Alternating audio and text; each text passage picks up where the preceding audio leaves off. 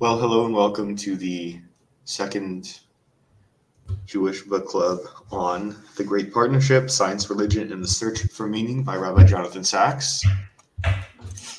Everyone should have read the second and third chapters of the book in preparation for today. How was everyone's reading?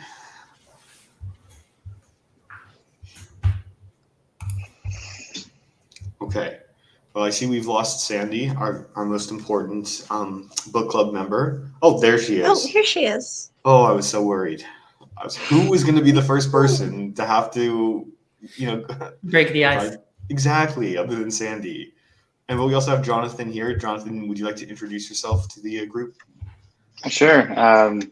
Jonathan, long-time listener, first-time caller.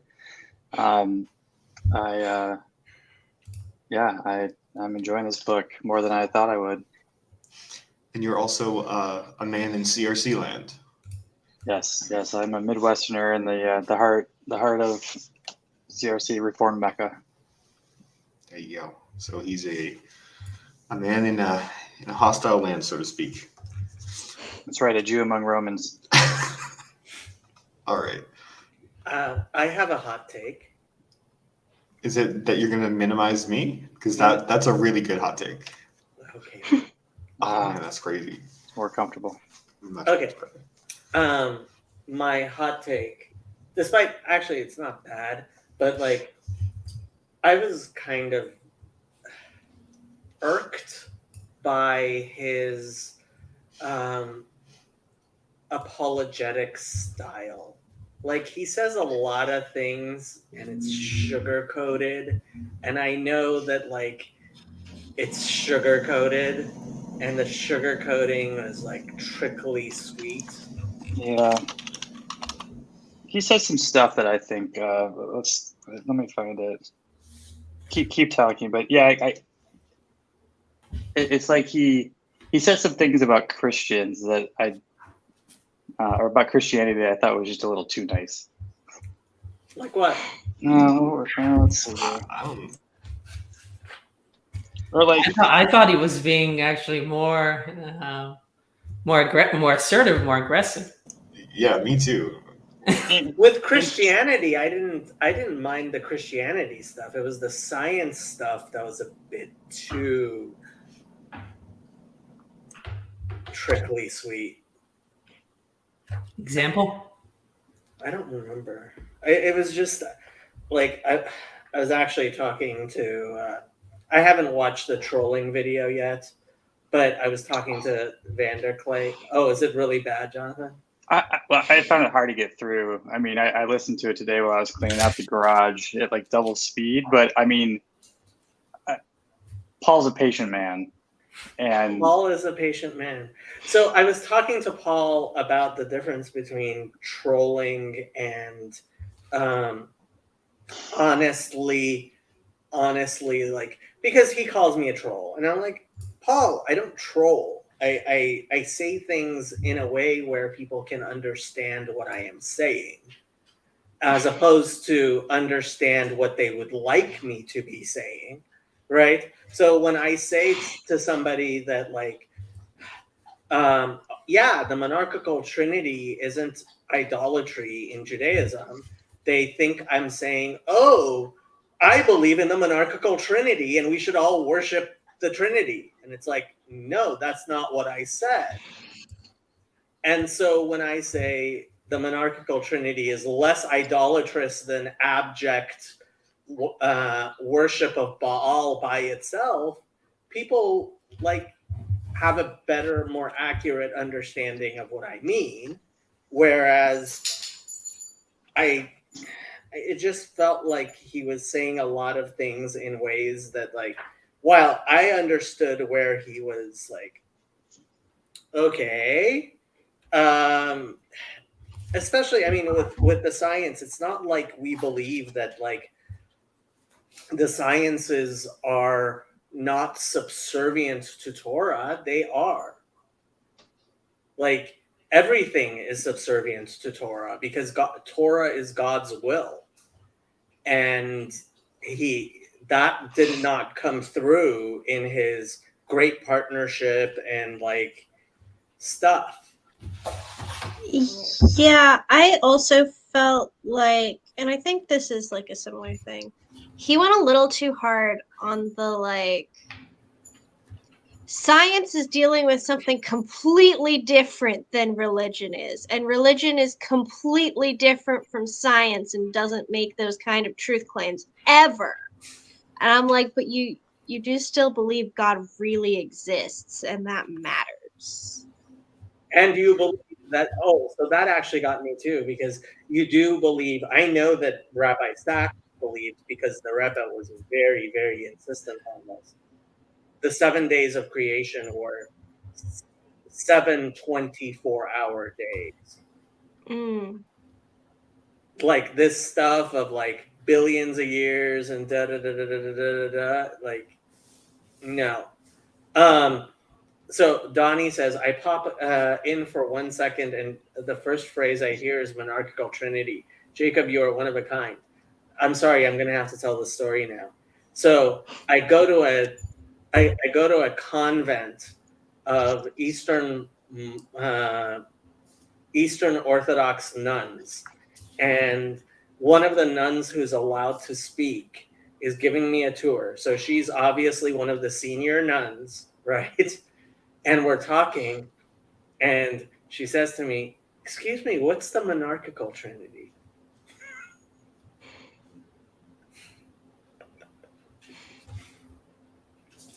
I'm assuming you mentioned that it didn't just come. Well, like, I'm taking a tour of a monastery and we're talking. Yes. So, And so the I monarchical trinity just comes up naturally. If you're taking a tour of a monastery, Yeah.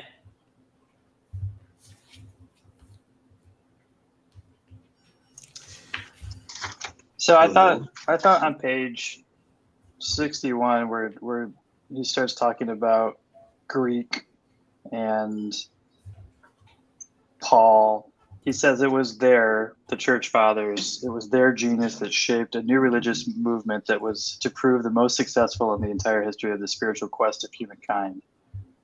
And I thought that was strictly sweet, really lawyerly speak. Yeah, like oh, isn't that nice? Like the chief rabbi of Jews say nice things about Christians. Which I mean, I don't need to hear like anti-Christian stuff to be clear, but I was just kind of like, I was like, oh, that's. I mean, I did feel like most successful was a little backhanded or unnecessary. Why would it be backhanded? I wish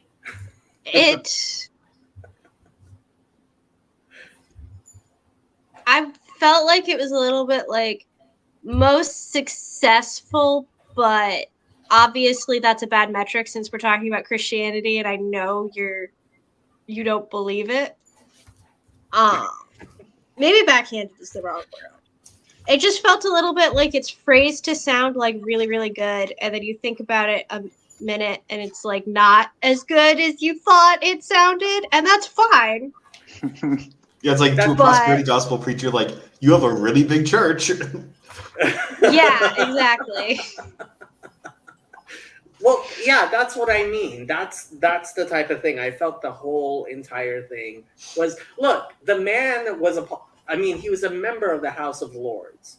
Obviously, like his whole job is to like speak Bedarke Shalom in the ways of peace, and like there's a place for kumbaya, and he was the person who was doing all the kumbaya, right?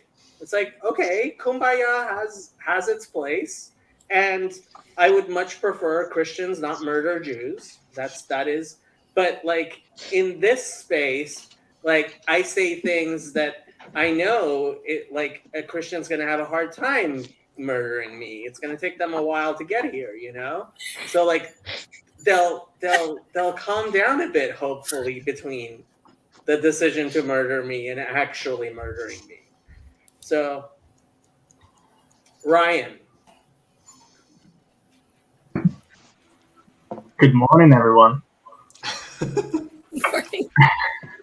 Hello. Good morning. When I was reading his fourth chapter, I think that was probably the best argument I've ever heard for Christianity. It was by Rabbi. We haven't gotten to the fourth chapter yet. No I mean, the spoilers. third chapter. My bad. It was the third chapter when he was talking about because I for some reason I think the introduction was chapter 0, but whatever. It was long enough to be chapter 0, but in the third chapter he was talking about the union of like Greek philosophy and Jewish religion, and I think that was the best argument for Christianity I've ever heard, and that was really shocking to me because it came from a rabbi. But I think it was really interesting that he like kind of showed that they kind of like came together. Okay.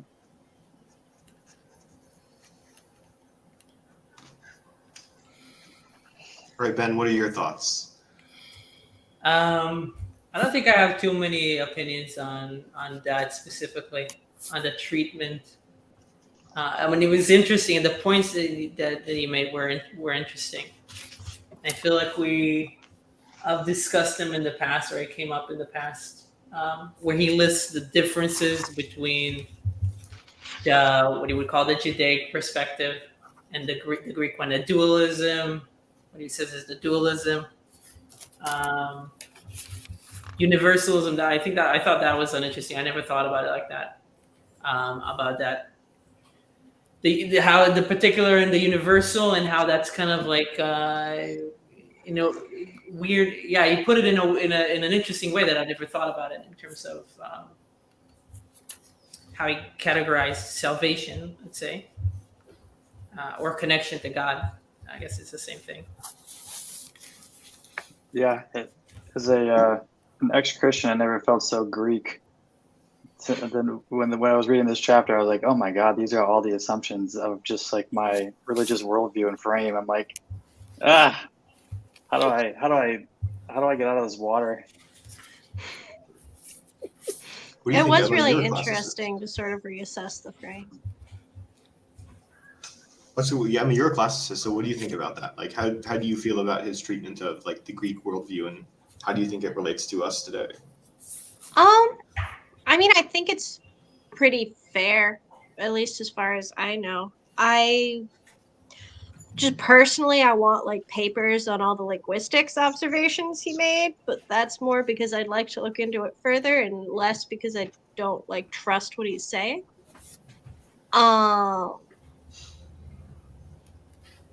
Yeah, as far as world, like I think it's at least plausible. It is interesting to see how Greek Christianity was sort of from the beginning, especially because I've actually been studying like early Christians writing about whether they should read pagan literature or not. And obviously the conclusion was a pretty decisive yes. But it was tense there for a couple hundred years. And I've been just really thinking about sort of the process of adopting that and how it happened.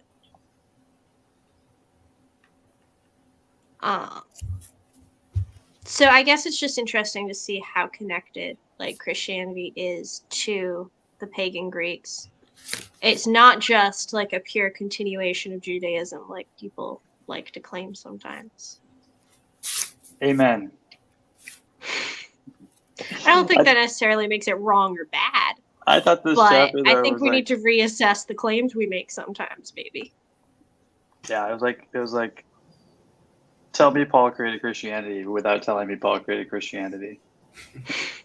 Like, well, I mean, I've heard a Catholic say this before, that Catholicism is great because it is the kind of bringing together of kind of European Greek ideas, and so I don't know if it's necessarily unknown to Catholic thinkers. So no, it does tend to be our stance. We don't necessarily like go to the extent that he said here, though. People do tend to claim more emphasis on Judaism than he gave here. There was definitely there has been a certain Protestant reaction of, oh, Catholicism is Judaism or what they would say early Christianity plus paganism, and we'll get rid of the paganism, right? Accretions. Yeah. It's all accretions, guys. Those creeping accretions. And so there is a kind of thing of, I think to the Protestant ear that sounds a little bit like, oh, you're saying Christianity is a combination of Judaism and paganism, then you are in fact like saying something bad about it. But I'm not sure a lot of Christians, I'm not sure a majority of Christians actually think I think there's a lot of Christians who are like, yeah, Judaism was very Jewish and Christianity made it more world and complete and whatever. And for me, he seemed to be kind of like giving them their due. So isn't this like basically what he's saying about the scientist and Jacob? I think you said that there is a blessing over if you see somebody that's great in Torah, right? So he's kind of talking about the balance between Jews should be great in Torah, and then and they can still be scientists. But if they're great in Torah, then they'll get a blessing. But if there is a non-Jew who is versed in secular knowledge, a scientist, then they would get their own blessing. So it seems to me like you can maybe you can tell me if I'm wrong here, but you can make a claim that Christianity is mostly Greek with a spice of Judaic, and Judaism is mostly Jewish with a spice of Greek. If you think of it. So if I were talking about the blessing and all this stuff, I would be like, which I did. I was like, yeah, on a Jew who's a scientist, you can't make the blessing. On a Christian, on a Gentile who's a great Torah scholar, you cannot make the blessing. Right? It's the proper thing in the proper place. And he's never going to say that the proper place of a Jew is not to be a scientist and a Gentile is not to be a rabbi. But what's the word scientist? Because I'm assuming that it's probably something like chacham instead It of is. like. Yeah. So, but then what? I mean, can you just be wise in general? So, What about Mad'an? He also, and this bothered me a little bit, he switches very freely back and forth between philosophy and science, and sometimes acts like they're the same thing, and sometimes acts like they're very different. So now I wish I actually knew the halachas better. Donnie, you should be you're the one who actually would know here. If I remember correctly, it's the exact same blessing or pretty much the same blessing, and both of them say, "Blessed is God who gives of his chachma, of his wisdom to human beings," but because it says "Vehi chochmatchem," because there's a verse which says "It is thy wisdom to Israel," we say that blessing for a Jew is only said on Torah, whereas on a Gentile it's only said on all forms of knowledge that are not actually Torah. He says the source I think is Brachot 58a. So if you want to look it up later, or now. Well, that's not where we would find the actual halachas of it. Oh yeah, of course.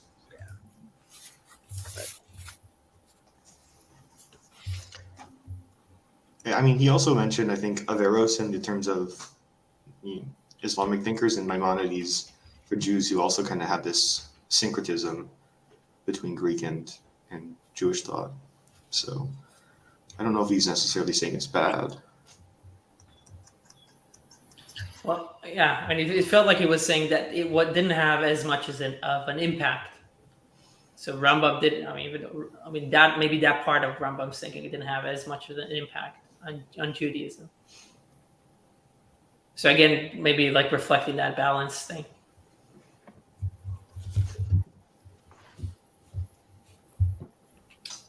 Okay, so there is halachapedia, believe it or not. Of course there is. And it's not completely worthless. I mean, I wouldn't rely on it very much, but it does exist. So bracha for seeing a scholar. For seeing, I should put that up, shouldn't I? The other guys who are here who have admin privileges could also do that. Bracha for seeing a scholar. One, for seeing a great Jewish Chacham, wise scholar, the bracha is Baruch Atah Shechalak Mechochmato Le'yirav, which means the one who apportioned from his wisdom to those who fear him. That's a whole other thing. Anyway, this bracha is made rarely because it should only be made for a wise scholar, God-fearing person, and a man of midot. That's good personal characteristics. For seeing a brilliant non-Jewish secular scholar, the bracha is Baruch Atah Shenatan, who gave Mechochmato from his wisdom lebasar v'dam, to flesh and blood. And again, both these brachas are somewhat controversial, but Rabbi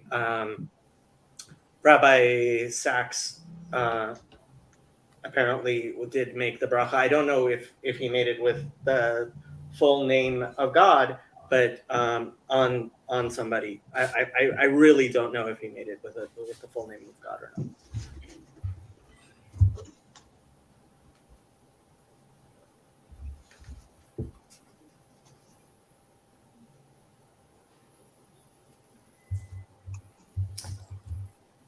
Come on, Sandy, you have stuff to say. I actually am having trouble with this book. It's Do tell. Jinx. Is that jinx, you guys, or whatever you say that same time? Yeah. The into minds thing, like, I spent more time just simply trying to analyze and, like a little kid, put things into which is the round peg, which is the square peg, because of how he was talking about it. I'm like, that's not the point, and then you're talking about the difference between Torah and science. But he was talking about, what was it? Oh, I can't remember. I lost the page. I was staring at it. Wasn't philosophy in Revelation, but it was something in Revelation, like where he was saying Judaism is more about the revelation and the Greek view is more about sort of that logical. Well, he's I think it was like philosophy. Page 58. Thanks. He says they were the first two cultures to make the break with myth, Hellenism and Judaism.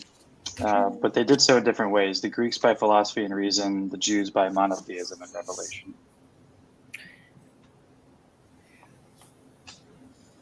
And I don't know if it's because Jacob spent so much time talking about the way that guys read the scripture and the way the girls read the scripture, but I tend to think of Revelation as living over where I'm supposed to stay in Psalms and prophets and things like that.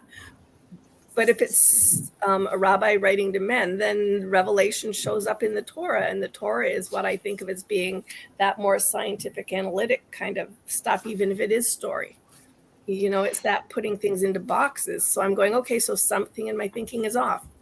Maybe it's fractal, like Peugeot talks about. Yeah, actually, that's a really good way of putting it. So within Revelation, there's like more revelation-y revelation and more logic-y revelation. And then there's also revelation and logic. Because he seems to be going... What? Need a visual for that.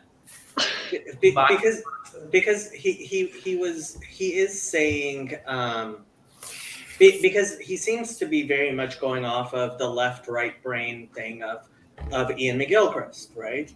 And I haven't listened to. And I mean, even with the Torah, we talk a lot about like there's midrashay halacha and midrashay agadah, right? The halacha versus the agadah, right? And yeah, you're absolutely right. Like women study agadah and men study halacha more, right? And so yeah, the fractal thing of like,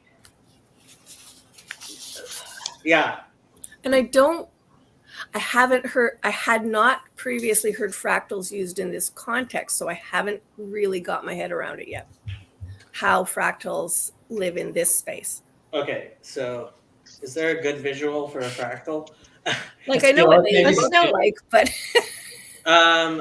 where's that Fibonacci sequence? Yeah. Or a Mandelbrot set, right? yeah, or Mandelbrot. Images. I think Or about even it a lot really because I've fabulous been Chinese and Japanese art. I've been thinking a lot about like masculine and feminine. So fractal kind of comes up in that because like Really? both men and women have masculine and feminine attributes within them. Because Yeah. otherwise, like to be all masculine or all feminine is like really rare and really weird. So / maybe this- impossible. I don't know. So this is the image I always think of when I think of fractal, which is like it Sorry, I'm spirals out. Well, I mean, there might be like in the image of a tree, right? When you look at a tree and then the branch kind of looks like the tree as well, and it's the same.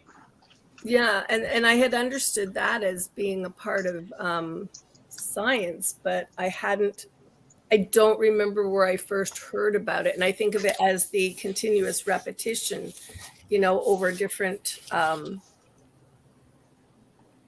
matter, all I got out of it so far in the other contexts I've looked is no matter how big, no matter how small, there's repetition of the whole in the parts. I'm going to have to address this because Yosef Mizrahi's name came up. He is an internet rabbi who is not regarded well in Orthodox Jewish circles at all.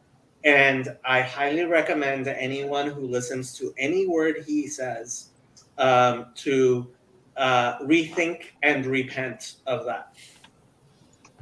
Okay.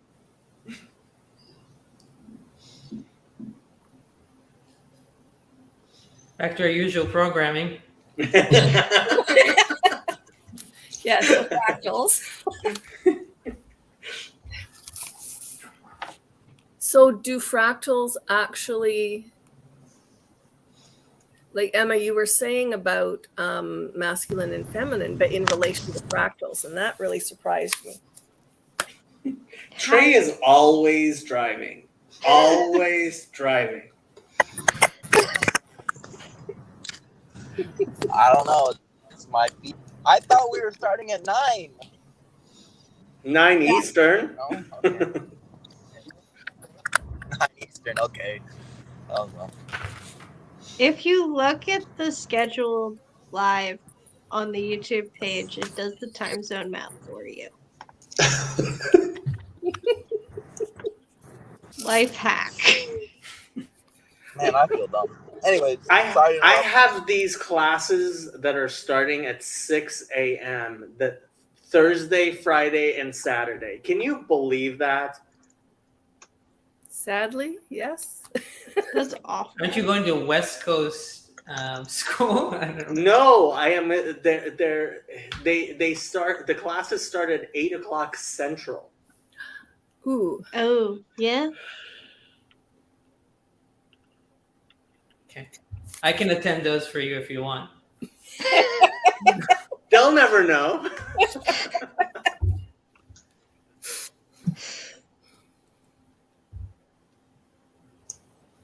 American time zones, I'll never understand. You have more than one time zone in Australia, right? Yeah, we do, but that's for the Western Australians, and they're over there. They're all the way over there. They're too far away. I don't know. Hold Like on, another country. There's only two time zones in Australia? It's Yeah, a small we've got- country. Well, yeah, more or less. I mean, I think sometimes Queensland is behind us because they don't do daylight savings, but we do. So, but otherwise they're usually fine. So I mean, yeah. The Australian version of East Coast supremacy. It Eastern is. time supremacy. It is. There's no the West. They're over there. They're with the sheep. Yeah. We don't pay attention to that. There's got to be a story there. Oh, there's a story. The long Anglo tradition of determining which group of people on the island are more interested in sheep than humans. Oh dear. I hate to do this, but Oh my goodness. Yosef Mizrahi has been condemned by basically every single respectable rabbi in the world, and this is the type of thing that happens, which is on the internet he has a bunch of people. If you don't like what I have to say, you're welcome to go to an actual synagogue as opposed to spend your time on the internet listening to people who aren't actual Orthodox Jews. Because I have a news for you. I have a really hard time getting actual Orthodox rabbis coming on the internet because of stuff like this. Did we just find Orthodox Jewish Jay Dyer? Yeah, I was going to say these are the Mizrahi bros. Yep. Mm-hmm. Yep. Exactly. That is exactly Jay Dyer's the guy who never goes to church, but like all the Ortho bros love him. Yeah, Yosef Mizrahi is the exact same thing. Never. Well, the reason he goes to synagogue is because he has a synagogue, and he has a synagogue the same way as I am an Eastern Orthodox priest.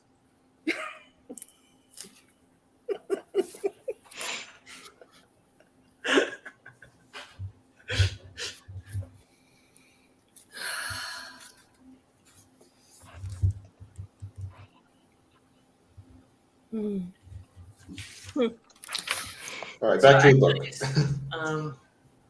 Sorry, I had like something small, even just like personally, like in the. So he points out 5, I think, differences starting at 62. Right, we said universality, dualism. That's right. The tragic view of human condition is the third one, I think. And actually, something that I missed that I remember Jordan Peterson talks about a lot, of giving an example of Cain and how God tells him that there's the evil inclination is sitting by the door or something like that. And I kind of miss the word timshal, like to rule over him, be a master over him, which I think is what Sachs is putting an emphasis on in terms of like that is the choice and the capacity. And yeah, that kind of escaped me whenever I heard that example before, and how tragic that story is. But it also, I just didn't pay attention to that word specifically, which thinking about I should have, because I really like East of Eden, and that's a very crucial point in that book too, the timshal idea. I don't know if anybody else said. I noticed that.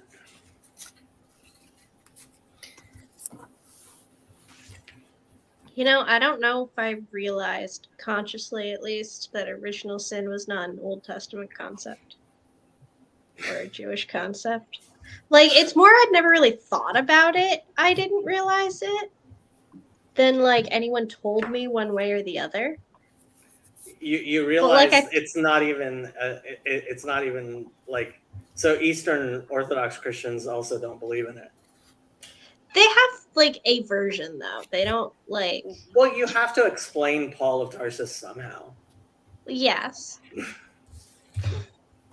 You could put it that way, yes. I know they view it differently, but they have something like similar.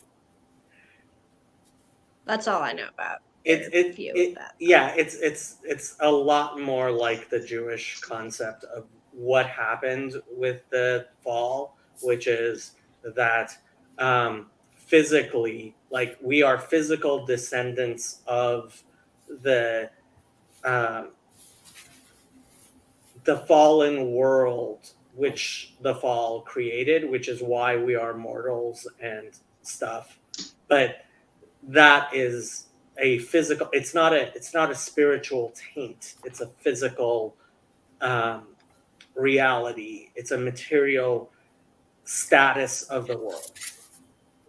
So Yeah, that makes question there, because like I'm obviously raised to be used to hearing it from the spiritual taint side of things, but because it sounds like, is what you just said in terms of being descendants of a fallen world, which way around does that go? Because so much within what I'd heard in Calvinism and stuff is, like we broke the world kind of thing, whereas that doesn't sound like that.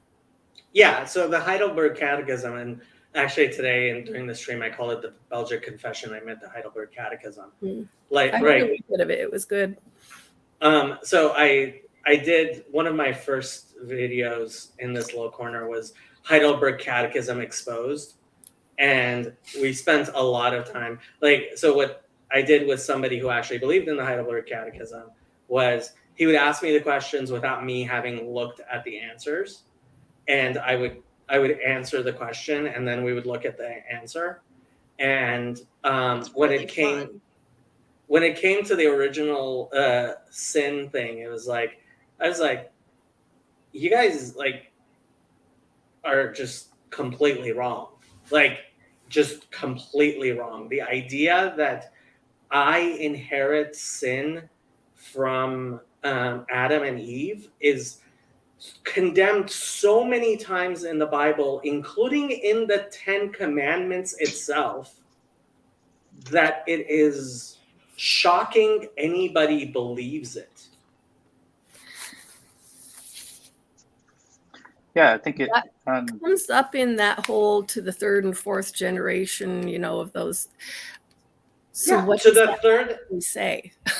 So it's to the third and first of all, it's to the third and fourth generation. Guess what? I am more than 3 or 4 generations from Adam and Eve. So like, what it says, third and fourth generations, right? And 1,000 generations of those who love me, right? This is the merciful, complete inequivalence of good and bad in Judaism, right? You do a good deed, it is eternal. You do an evil deed, it is temporal, right? But that part I understood. I think it was okay. My mind now goes to fractals, the repetition of if somehow Christianity was correct in sort of labeling this condition that could be inherited, then it gets inherited so much that there's this continuous flow, and you're always surprised if you get one person who blesses other generations. No, but that's the thing. God is saying, first of all, what it says is, I will visit, right? And that's why we believe that while our sins pollute our environment, right? Innocent people are affected by my sins, right? Including my children and my This is why I was on the phone with my son. Yes, I know. Totally understand this concept. So third and fourth generation, that's the idea. But the Ten Commandments is telling us that God limits it to the third and fourth generation, as opposed to, and that is the actual thrust of what the Ten Commandments is saying. So the Heidelberg Catechism is directly contravening. Forget about Ezekiel 18 and Isaiah and like Jeremiah and like basically the entirety of the Torah constantly over and over and over, telling you that this is blasphemy. Like Ezekiel 18, like God reads Israel the riot act for saying anything like this. Like this is something that should never be said in Israel, right? But like it's in the Ten Commandments. Like, so But so just I might be playing devil's advocate, but there is at least the sentiment of that idea, or just like a kernel of that idea. I feel like is expressed even with Dr. Sachs. I don't know why I call him Dr. Sachs. Rabbi Sachs talks about, well, he does say that men create chaos, right? And even a team show. So I feel like the carnal is the capacity. We inherit the capacity to do that, right? But that's the evil inclination in terms of like we have the choice to move towards. So that's kind of like what, right? We have the choice, but that choice is a gift that was given directly by God to Adam and all of us. Right. So we inherit the choice, the gift. That's not no. That's not an inheritance. Your free will is not an inheritance. Mm-hmm. Your free will is God actually is God actually making that happen for you, right? Mm-hmm. That's and God says, I have set before you light and dark. I've set before you, right? Yeah. All that stuff, right? So there's nothing wrong with us having a choice. What is wrong is the choices that we make. How did we get onto choices? Sorry. Oh, it was Emma. Like I'm like, how does this relate to what Rabbi Sachs was saying? And I can't think of any connection. Yeah, it was me. Sorry. This is what happens when you get a classics person on. They're like... I think the more relevant part here was Catholic. But thank you. Yeah, that was relevant because we talked about Tim Shaw, like about having the capacity to rule over it or not. And it's Tim Shaw. It's a Kamatz Kata. Tim Shaw. God damn it.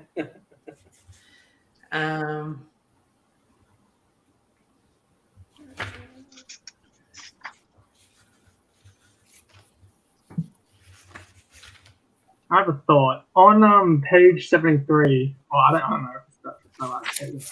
I'm using Kindle, so I have no idea. But he says, people have sought in the religious life the kind of certainty that belongs to philosophy and science, but is not to be found. Between God and man, there is moral loyalty, not scientific certainty. And I think that's really important because it kind of hits at something where that people, I guess, like in the Christian and the Islamic worldview have, is that there is a punishment for people who don't like believe in God's science, right? So that's like quote the Quran, right? The Quran says, if you deny our signs, verily you will remain in hell, in a fire, right? Like there's this emphasis in both the traditions that there's almost certainty in religion, like almost philosophical certainty in religion, right? Because otherwise, why would you punish someone for not being able to, believe in the right creed, right? So if the Jewish Bible is telling you that what's the most important thing is moral loyalty to God, then that is strictly at odds with the philosophical loyalty that you find in the Christian creed. So people like Christians will quote Jesus saying, saying like, I am the way, the truth, the life, or only through me can you meet the Father, or whatever phrase he uses. I can't exactly remember. But when you put that into a Jewish framework, it's almost like Jesus is not saying you don't have to. It's not necessarily about belief as an intellectual belief, but it's more like the Judaic moral belief, like you're morally loyal to God, not that you're intellectually loyal to God. And that kind of like passes over with when, I think it's in like the book of Matthew or the book of Luke when he explains like, Kyrie, Kyrie, my Lord, people would say to me, my Lord, and then I do not know them, and, get away from me, right? I think there's like that contamination almost, you might say, of the philosophical Greek side, interpreting the words of Jesus away from his Hebraic roots, and giving it a different life and a universal. But of course, that is we can't have that certainty, right? We can't. There's no way we can come to that conclusion. Everyone on the planet, on the face of the earth, through our own intellect. So we have this. I think this is a real like tension that exists coming out somehow, and it obviously didn't come from Judaism, because Judaism doesn't have this this conception that if you're a Gentile, good luck.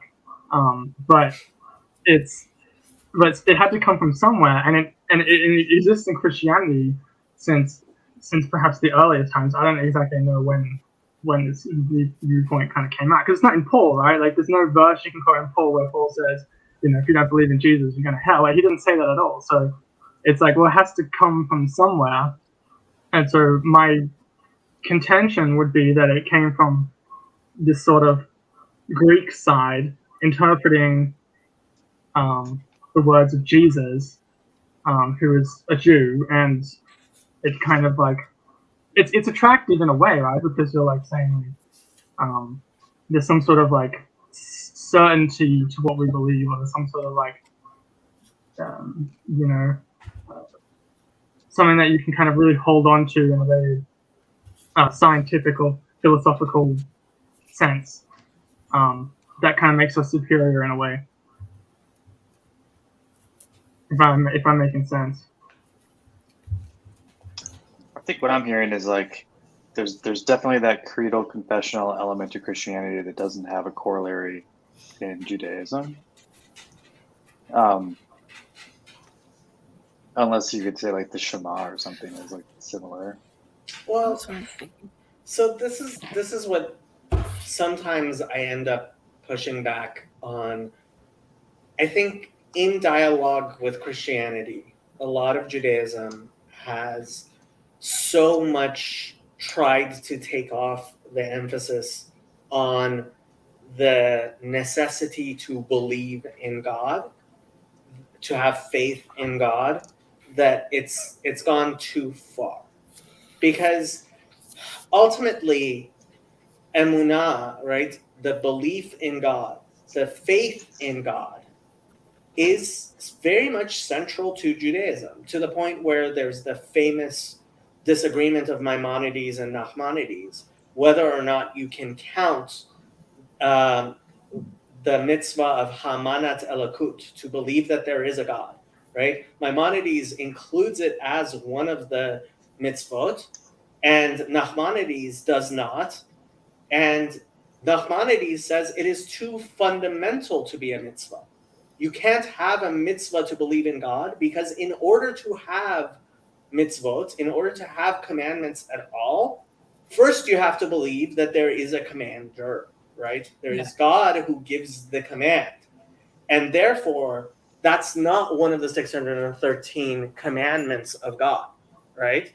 Not that it doesn't exist, but that it's so fundamental that the other 613 all are predicated on it existing. But when Ryan was talking about what made me, so the difference between Jewish faith and I would say Muslim and Christian faith is that so the story of Jacob wrestling with the angel, Christians say that the angel was Jesus. Really? There are many Really? Christians, if not most Christians, who say that the angel is Jesus. Wow. Because he says, I saw the face of God, right? And so they say, oh, like with their Christological eisegesis, I see Jesus, right? That's a good pun. That's the first time you've seen me. You've heard Yes. me say the eisegesis. I see Jesus. It is. Yeah, it is. Okay, now I have to tell the squirrel joke. So at Sunday school, the pastor is teaching Sunday school, and he says, okay, students, what has 4 legs, lives in a tree, and stores nuts for the winter? I have heard this one, yeah. It sounds like a squirrel, but the answer is always Jesus. You don't understand how common of a joke that is in Catholic school. Really? Like, you don't know the answer on the test, just put Jesus. They have to mark it right. Jesus is always the answer. Jesus is always the answer. So, and like, ooh, I didn't study for my math test. Just write Jesus. It's almost as bad as mixed dancing. Not that we would ever do it, but we joked about it all the time. But so the Muslims always say like that. How can you say that Jacob struggled with God? Whereas I don't know. Do any of you know the Midrash? What the Midrash says was the angel that he was wrestling with? The Satan, right? Who? The devil, or not the devil? The Satan. Malach HaMavet. He was struggling with that. Wait, is Malach HaMavet the Satan though? Is it? Same idea. Like Close enough for a midrash. Yeah. As far as the midrash is concerned, yeah, it's all the same thing, right? Not like I'm sure there's some rabbi who explains why it has to be Malach HaMavet and not Hasatan and why the difference is, and it's all cute. But when it comes down to it, we believe that we have a faith in the dawn, and that is God.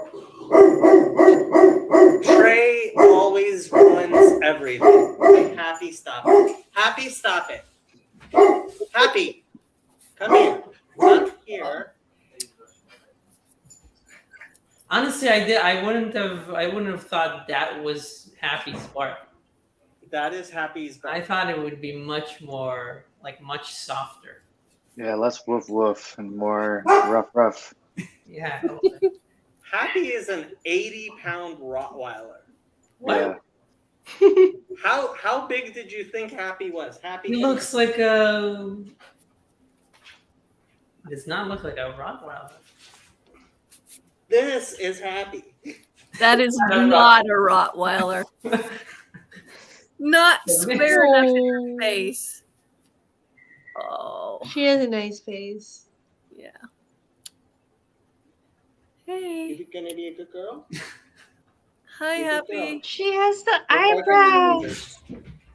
I love when dogs have eyebrows like that.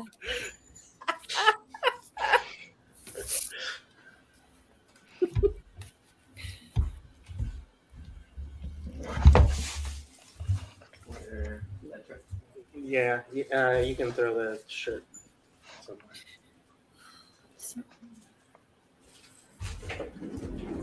Now we have another person, but there's barely enough room for the camera.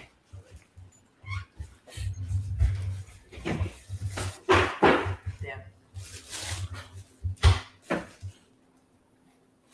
What were we talking about? I went on a little rant about how Rabbi Sachs was talking about. Spicy. You are crazy.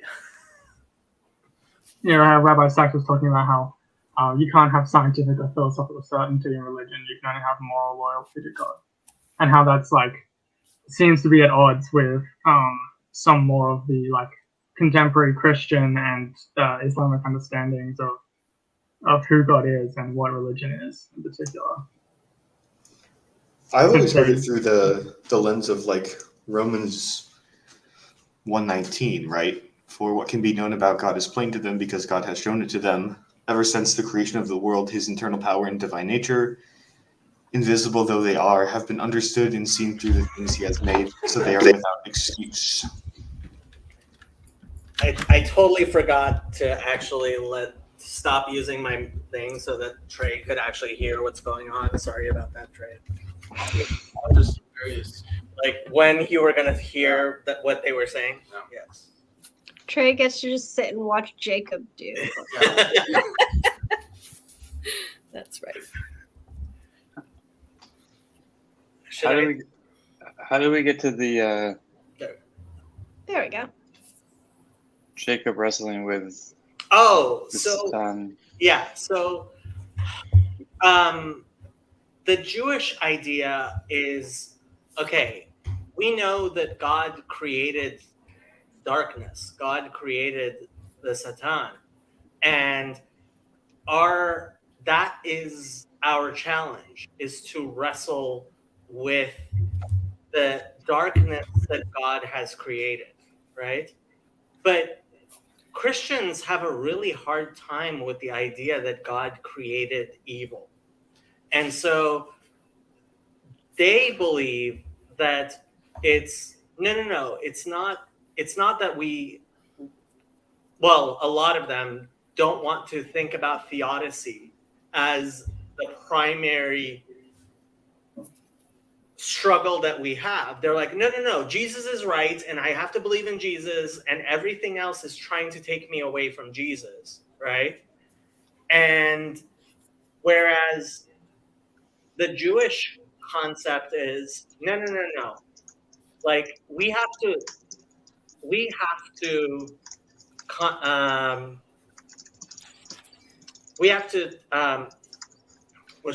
wrestle with the idea that God created evil, that God allows evil in the world, that we live in a world of darkness. And so our faith, it's very different. It's a very different idea and a very different struggle, right? In Genesis with Cain, right? Atatim Sholbo, right? God comes and says to Cain, hey, sin is crouching at the door. You have to rule over it. You have to struggle with sin. Christians don't believe you have to struggle with sin. They believe you have to struggle with your faith in God, and God will defeat sin for you. But do they really? I was thinking about that this week because they say they do. But like on two different points, when I think about it, Christians will say that God created everything, but then they also say, but God did not create sin. And Christians will say, on the one hand, they will say, like faith is what you need, but then you also need works, because if you don't live up to the faith, then you've somehow nullified it. And even when they say that in the context of Jesus, the same thing applies. And I've been thinking about that a lot this week because it's contradictory. And that's what they found with like James, right? Like in the epistle of James, it says the same thing, right? Like faith without works is dead, right? You can't. He explicitly says faith alone is not possible, whereas Paul says the complete opposite, right? Like Paul mentions the story of Abraham and says Abraham was justified by his belief, and then James says the complete opposite. He was justified through his obedience to God.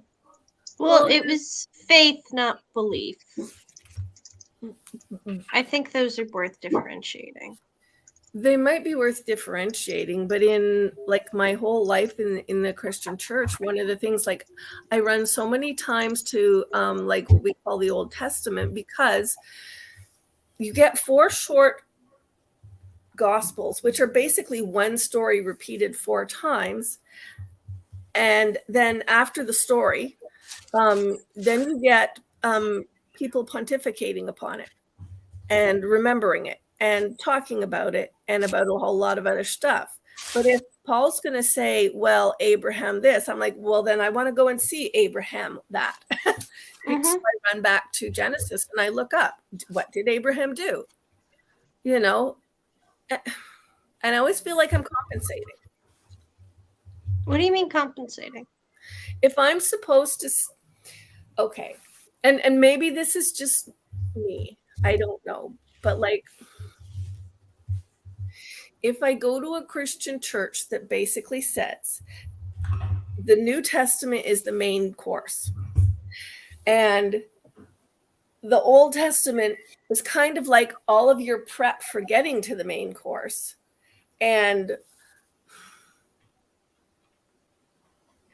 so you don't actually take in the majority of your stuff because you're supposed to be looking to Jesus, and Jesus is in this 4 small books, one story, repetition, repetition, repetition, and then a whole bunch of letters saying, hey, did you see this one story? And have you read the different, and this is what we're doing about it. I do feel like that's a bad way to frame it. It's like, am I compensating by saying, well, okay, but you're telling me it's important enough. I better go back to that. What you're saying isn't the main course, because I want to know what's back there. Mm-hmm. And you should. But it shouldn't feel like compensating, and it does, because I'm kind of like, they should be telling me this stuff straight up. They should be. Like the New Testament should be, or the church should be? Both. But basically, it's up to the church because they're assuming that I have access to it.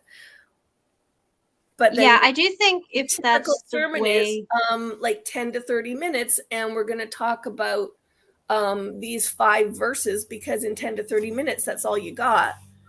And they want to add all their words of explanation, which is kind of like, well, we've got 4 gospels, 1 story, and all these letters. And I'm like, that's what the sermon feels like. And I shouldn't be saying that. I'm very unfamiliar with Protestant sermons. Religion I grew up with. So I don't know if I can help there. I do think that framing the Old Testament as just prep for the New Testament that should be like mined for very specific things and then discarded is not the right way to frame it, because otherwise why would we bother having the whole thing still? Well, first of all, not everybody did. Let me talk. I'm going to say something with ingredients, because I would say I was reading an article and it was super true. Most modern Christians are Marcionites.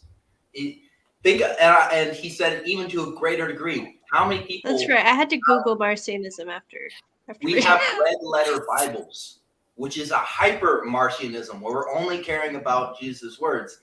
And Jacob's not going to like this, because the problem of evil, it's a problem of evil, but it's the problem of the Old Testament.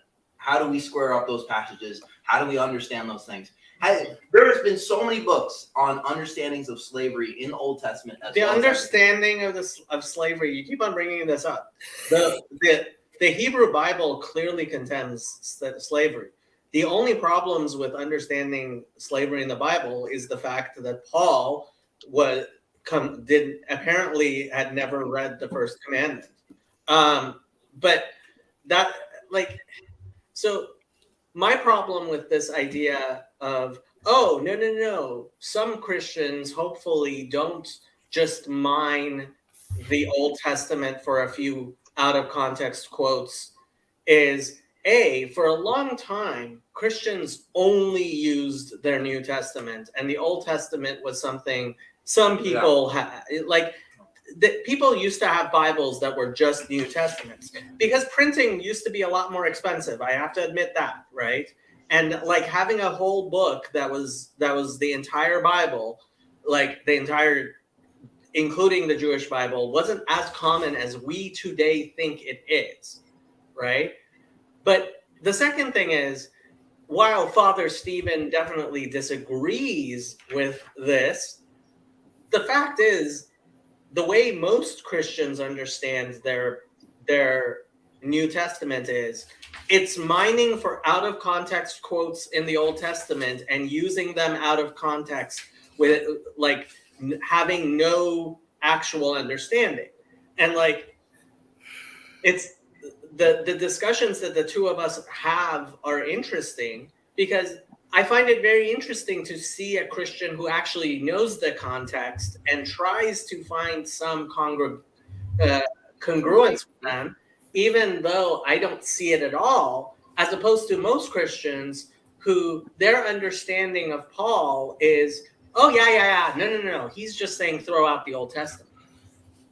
Well, isn't that why they kind of like created typology theology, right? To be like, like Paul saying that Jesus is the second Adam and all this kind of stuff, because you can't actually link it. So you had to create some sort of like metaphorical, spiritualized understanding in order to create the linkages that you need in order to get the continuation between Paul and Christianity and the Judaism of Jesus. I hate to kind of gang up like there's 5 Jews versus 2.5 Christians. I kind of brought it up, so I don't know if that counts as ganging up. But you don't agree that the thing that most people wrestle with is the Old Testament? I think that bad understanding. No. Okay, you come from the JWs.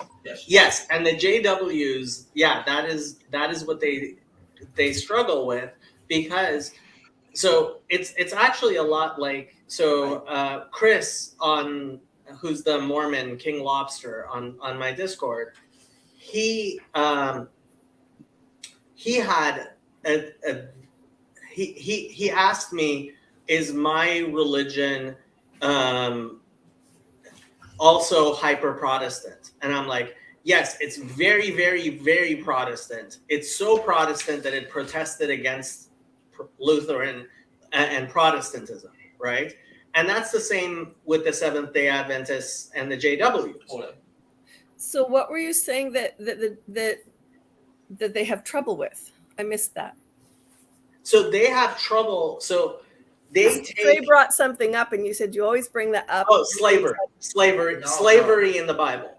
And then you got to this point where we're talking about. Okay, so you have to understand. Okay, so you have the Jewish understanding, and then you have the Catholic understanding of the Bible, right?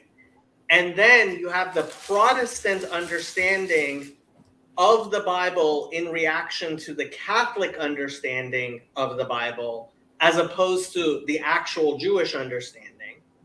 And then you have the hyper Protestant understanding of the Mormons and JWs and Seventh-day Adventists, which is a rebellion against the Protestant understanding of the Catholic understanding of the Jewish understanding.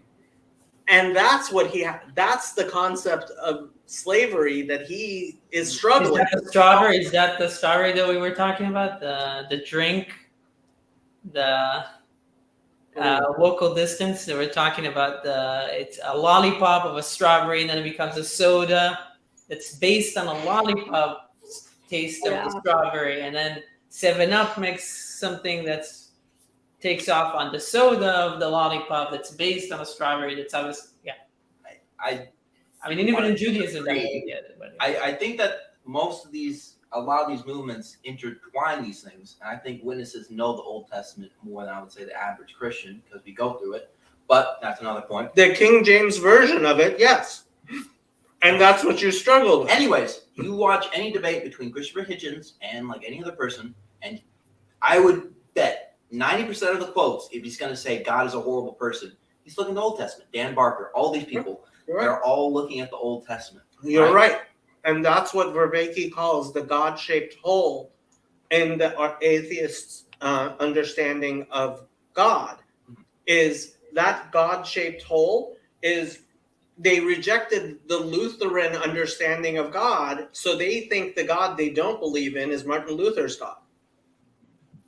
And that's what they're arguing against. Martin Luther's God.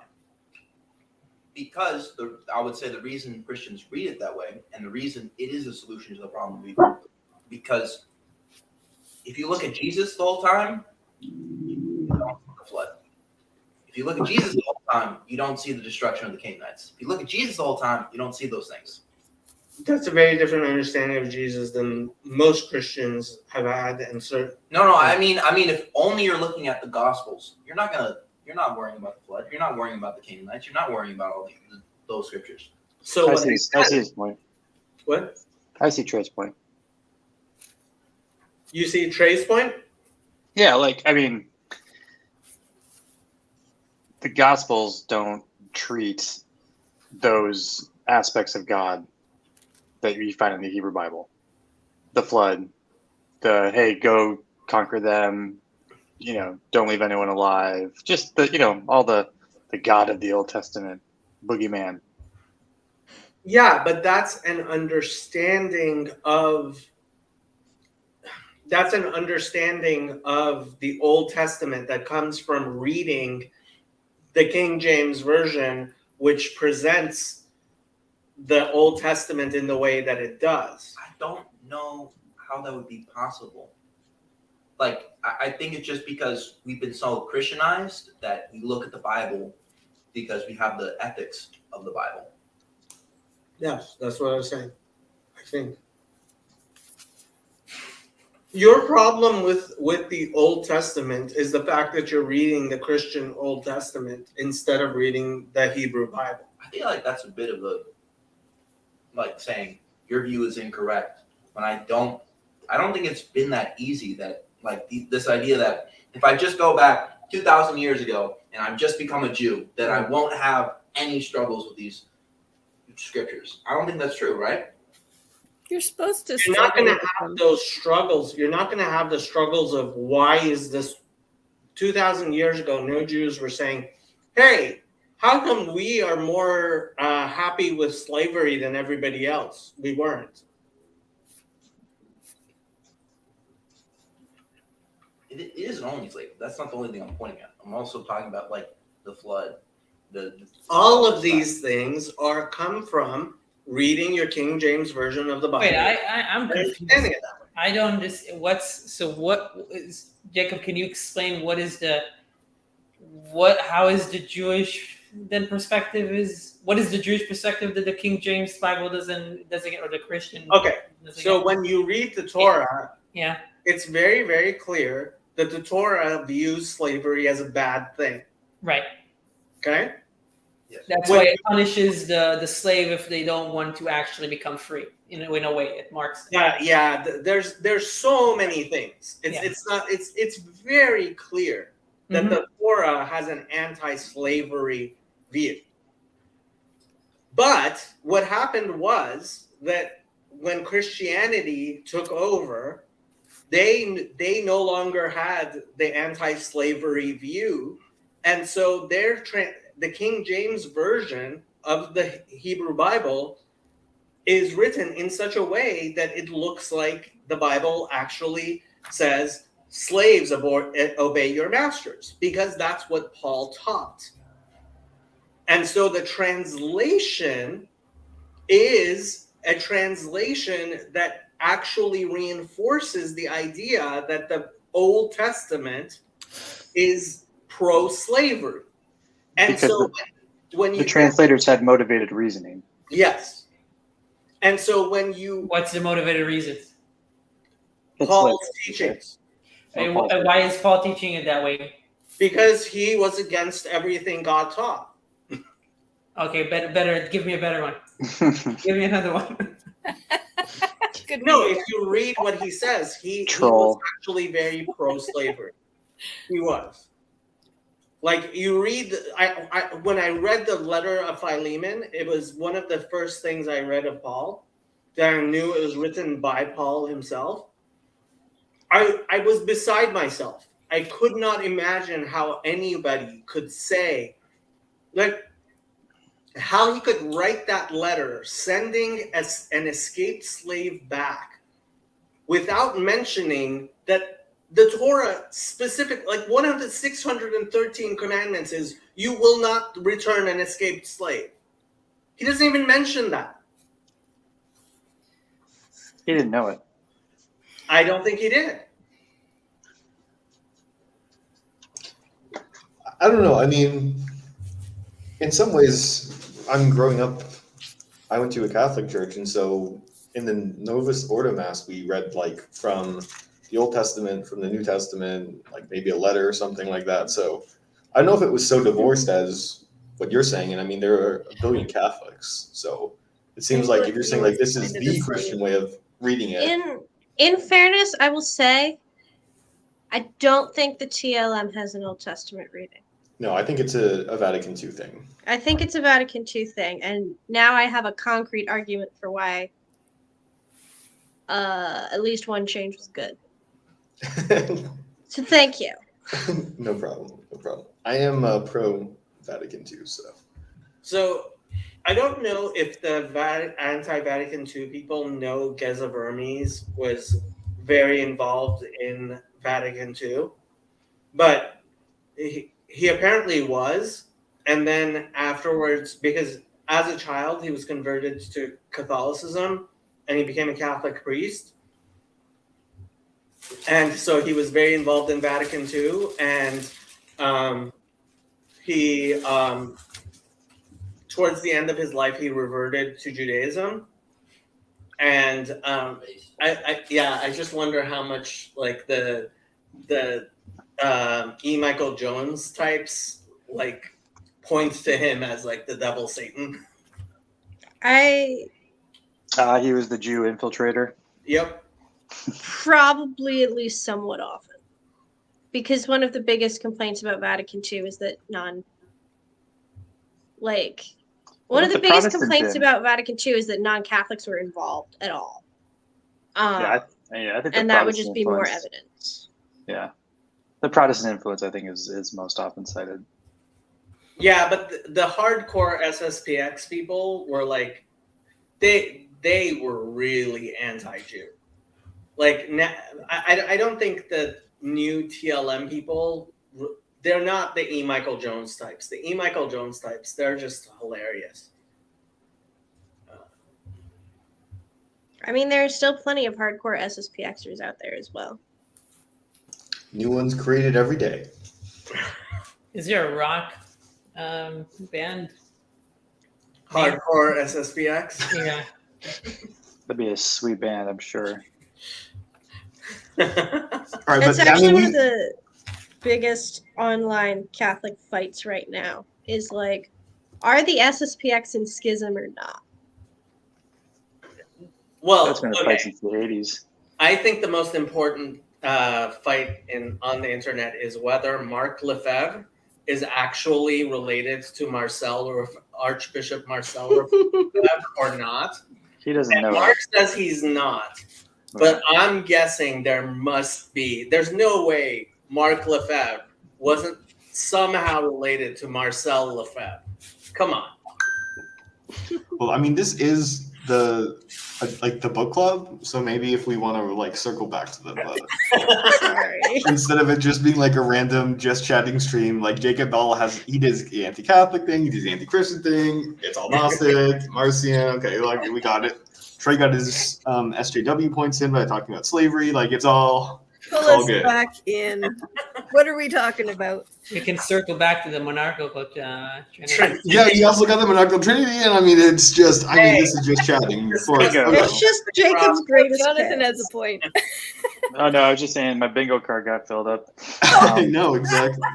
Bingo. I think this book is off to a great start, but it's really high level, so I have a hard time finding things to pull out and dig into other than just sort of a random tour of comments. So I'm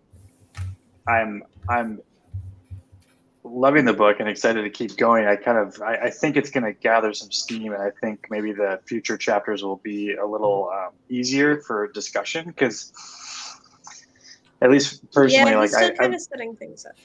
Yeah, I'm having a hard time kind of knowing where to jump in with comments and thoughts. And I think this crowd too is maybe a little more initiated into some of the basics behind the the whole science and religion. What do we do? And he's set the table. This is a great book, but I think we're still in the beginner stages. Yeah. It's still set up. I found the second chapter to be kind of dry. I was like, oh man, I really got to slog through this thing, huh? Yours based. I don't know what you're talking about. This is the most based chapter of the book. That was the linguistics one, wasn't it? I have to be on board with that one. No, it was terrible. He read Stephen Pink. He mentioned Stephen Pink as The Blank Slate, which is an excellent book. Absolutely excellent book. Pink. And he I thought it was brilliant. I don't know if you guys know that book that he mentioned. Nope.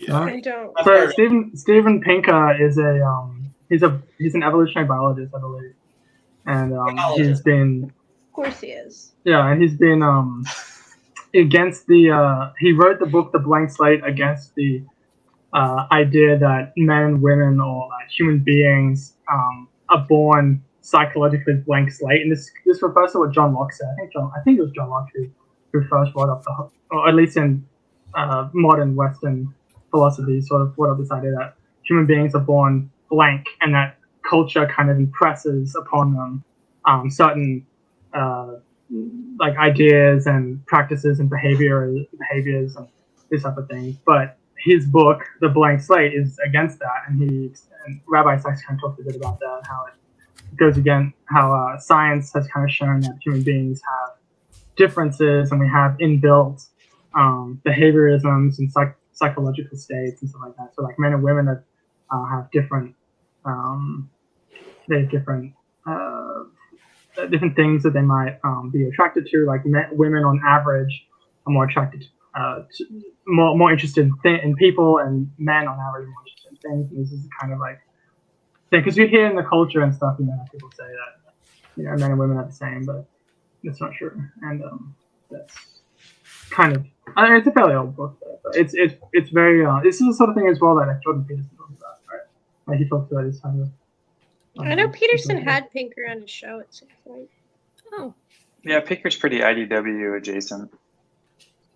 He is, but he also has severe Trump derangement syndrome. Mm.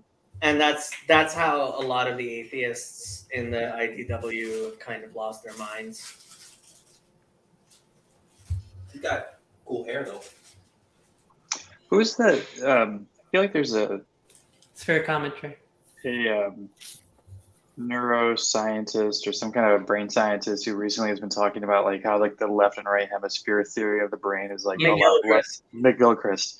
So as I was reading this Sachs book from like what was it, the 90s, or when did he publish this? 2000. No, This was he quotes 2011. Gilchrist, and he actually Hey. thanks him in the acknowledgments. Sorry. Yes. But it did seem like there was a lot of emphasis on that left and right brain thing, and I was like, oh, this might not age well, like depending. But he does note at one point that, like, of course, it's not super bifurcated, but anyway, that was the thought I had. Have you read The Master and His Emissary? No, should I? No. Read it. Ian McGilchrist is a brilliant mind and a horrible writer. And The Master and His Emissary, I almost wanted to read it twice, and it is written to be read twice, but it's a really long book. And The Matter with Things is in 2 volumes, and it's like twice as long. It's like, no, not going to do it. But sounds like he needs a good editor. Not only that, he does this thing where because he's trying to teach us about the 2 sides of the brain, he wants to actually do this thing where the first part is like how the left brain thinks, and the second part is like how the right brain thinks. And it's like, okay, yeah, it's cute, artistic, but stop. If you're going to read it, I would say read the last chapter first. Read the second half before the first half, and then read the first half. Okay. But he's brilliant, and his ideas. But he's also spent half the book saying, I am not saying left, right brain like all the discredited science. I am saying something else, left, right. But there is an anatomic difference between there's a reason why our brains are split, and why every brain is split, because it's necessary, because they have different things to do, right? And so but they can't be completely split. That's one of the things I do have a question about here, and I don't quite know how to ask it, because even in what Rabbi Sachs is doing with the Greek and the Hebrew and everything, it It's designated without the corpus callosum. So it's not completely split, but and this is part of the problem we seem to have in our time is like we can't seem to understand, you know what? Yeah, it's useful to talk about general categories, right? So it goes back to the problem of the one and the many, right? So you have a cloud, right? And each water droplet in that cloud is part of the cloud, right? But when you get into the question of, well, is this water partlet part of the cloud or not, right? Where you draw that line around the cloud is really difficult. But if you're standing far away from it and you're not trying to determine, like, is this particular water particle part of the cloud or not, you realize cloud, not cloud, right? And like the fuzzy border somehow stops us from gets some people to say, oh, well, there's no difference. Like a cloud isn't an actual thing. And it's like, no, a cloud is an actual thing. At the same time, like, you're not going to be able to actually like tell me this water particle is part of the cloud. That's not. Ben, you look confused. Yeah, sorry, I'm too close to the camera. But no, I was thinking about what we spoke about in our discussion about in the Tanya, and I think this quote is maybe what you were talking about. This is from the book from 49. Westerners tend to think in terms of either or. Chinese in terms of both and, yin yang, feminine and masculine, passive and active, interpenetrating forces that complete one another. So it's this idea that we can hold multiple concepts at the same time, right? The questions that if you give a certain answer to them, you don't disregard the question. Like, I think it goes back to your question of, well, is it Hasatan or Hamalach Mabet? Is it the adversary Satan or is it the angel of death, right? And it's like, well, it's like the joke. We don't care. It's like the joke with the rabbi that one guy comes to him and he says, the two guys come to the rabbi and one of them says, this guy stole something from me, and the rabbi says, you're right. And the other guy says, I didn't steal it, it was mine. So the rabbi says, you're right. And then the rabbi's wife takes the rabbi to the side, and she says, you can't tell them both that they're right. Doesn't make sense. And he tells her, you're right. Is that the thing? I had not heard that joke. I like it. I'm still struggling with a question, and it relates to why I asked about the corpus callosum. And I don't want to get into some kind of mock trinity thing either, but there's two sides of the brain, and they're joined by the corpus callosum. And I have a friend whose son is missing that.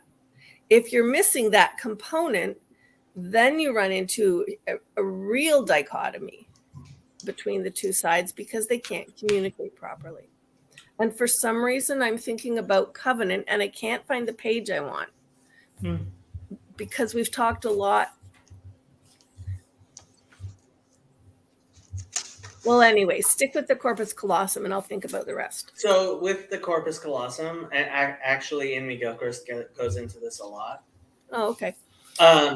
The thing is, okay, part of the old understanding of left-right difference was, oh, the left brain does one thing and the right brain does a different thing, as if like the left brain was a red pen and the right brain was a black pen, right? And what we find is no, that's not actually true, because actually if like somebody only has one side of the brain, that one side will actually do both, right? Will do all of the things, right? But the reason we have a dichotomy and we have the corpus callosum is because they're doing two different things, right? And there's some overlap between what they're doing. It's not like all language is on the left side and all pictures are on the right side. That's not true, right?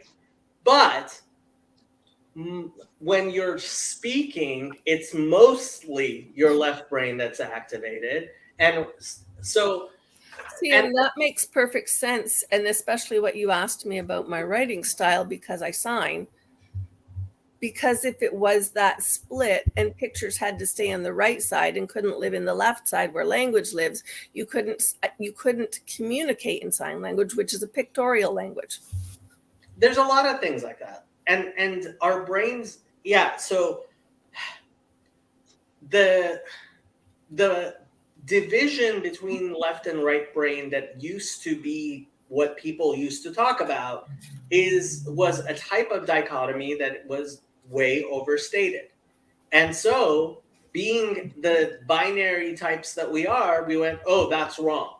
And it's like, no, there's not the strong dichotomy you're trying to make.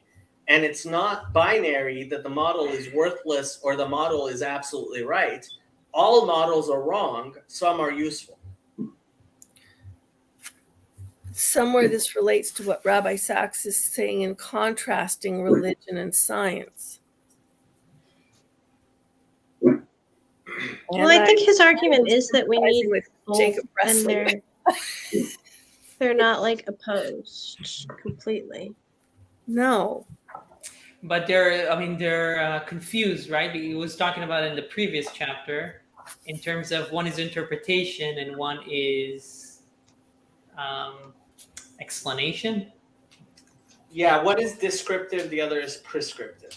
Right, and he talks about maybe this is what we were talking about. In 73, he says, God is to be found in relationship and in the meanings we construct when, out of our experience of the presence of God in our lives, we create bonds of loyalty and mutual responsibility known as covenants. People have sought in religious life the kind of certainty that belongs to philosophy and science.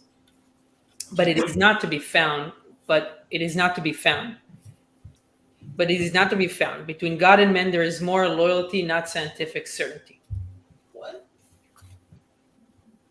That is exactly one. There was two spots I was looking for, Ben, and that's definitely one of them. Okay.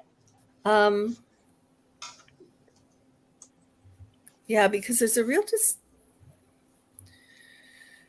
I don't want to say distinction. That makes it sound too much like the other.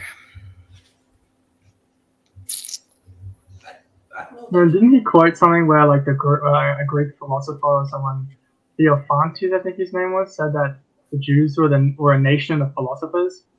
Like, isn't that part of the bridging the dichotomy? Because like if what Rabbi Sachs was saying that there's a distinction between philosophy and science on one side and religion on the other, then how possibly could Theophantus have thought that the Jews were philosophers? Well, because there's some overlap.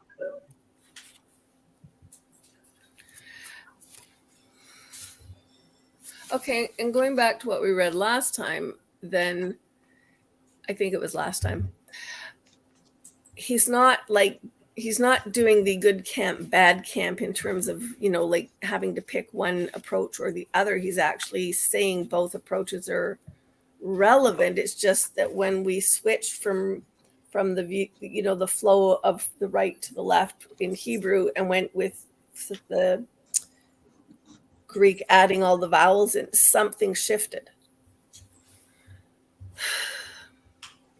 And I'm having trouble with all this because I want to know what I want to know, not just hear and have somebody tell me. I want to know what that is. And I know I've heard Jacob say, you don't have to know. But isn't that like I feel like in the argument that Sachs mentions in terms of, I was thinking about it when you mentioned the fractals, the revelation, and about the giving of the Torah and the Naseh v'Nishma, we will hear and we will do, or we will hear and we will understand, of like having that first step. We will do and we will understand. We will do and we will understand. Yes. And Like it's like the certainty comes after, or like you don't necessarily have certainty or in that aspect initially, or maybe it's not something that is your goal initially. Or like disappear Pesho talking about Mr. Miyagi at Chino. Mr. Miyagi? Where you kind of do it without understanding at first, and then you're able to like make the leap to the next level after you've done it.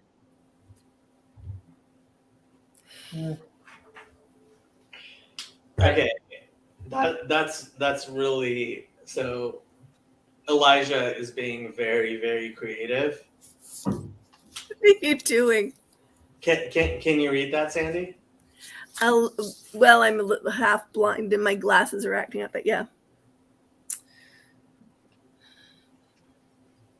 Oh, can I read it? Oh, sorry. I'm having trouble with the size of it, but other than the size of the font. Can you understand this, Sandy? This is part of what darn glasses. What Rabbi Sachs is thinking about or talking about. Not thinking, talking about. So you read it without any vowels. Yeah, but that's because it moves. That's like when you learn finger spelling. Finger spelling isn't just the individual letters, it's the position and the shifting between them. So like if I am going to spell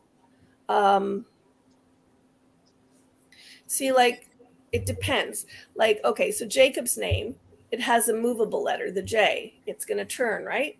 So you go J and the A happens on its side and comes back up to the C and then into the O and B. My ex-husband, John, J-O, you don't see the O-H, which comes back into the N. I don't know if you can see that here. Let me do that up here. J-O-H-N. J-A-C-O-B. So, you don't even see the A. It's my hand's kind of backwards. Right. But it's a motion. Exactly. But Sandy, that's the point. That's what Rabbi Sachs is saying. You have a language like Hebrew where you don't write the vowels at all. And an individual word, right? So there's a famous, in Hebrew joke, right? Guy goes, there's a sentence you can write, which is Shin Lamed Mem Hey, Shin Lamed Mem Hey, Shin Lamed Mem Hey, Shin Lamed Mem Hey, which is the same 4 letters 4 times, right? And Shlomo Shalma Slema Shlema. Salma Shlema, sorry. So Shlomo paid for a whole dress, okay? And that one word that is repeated 4 times, right?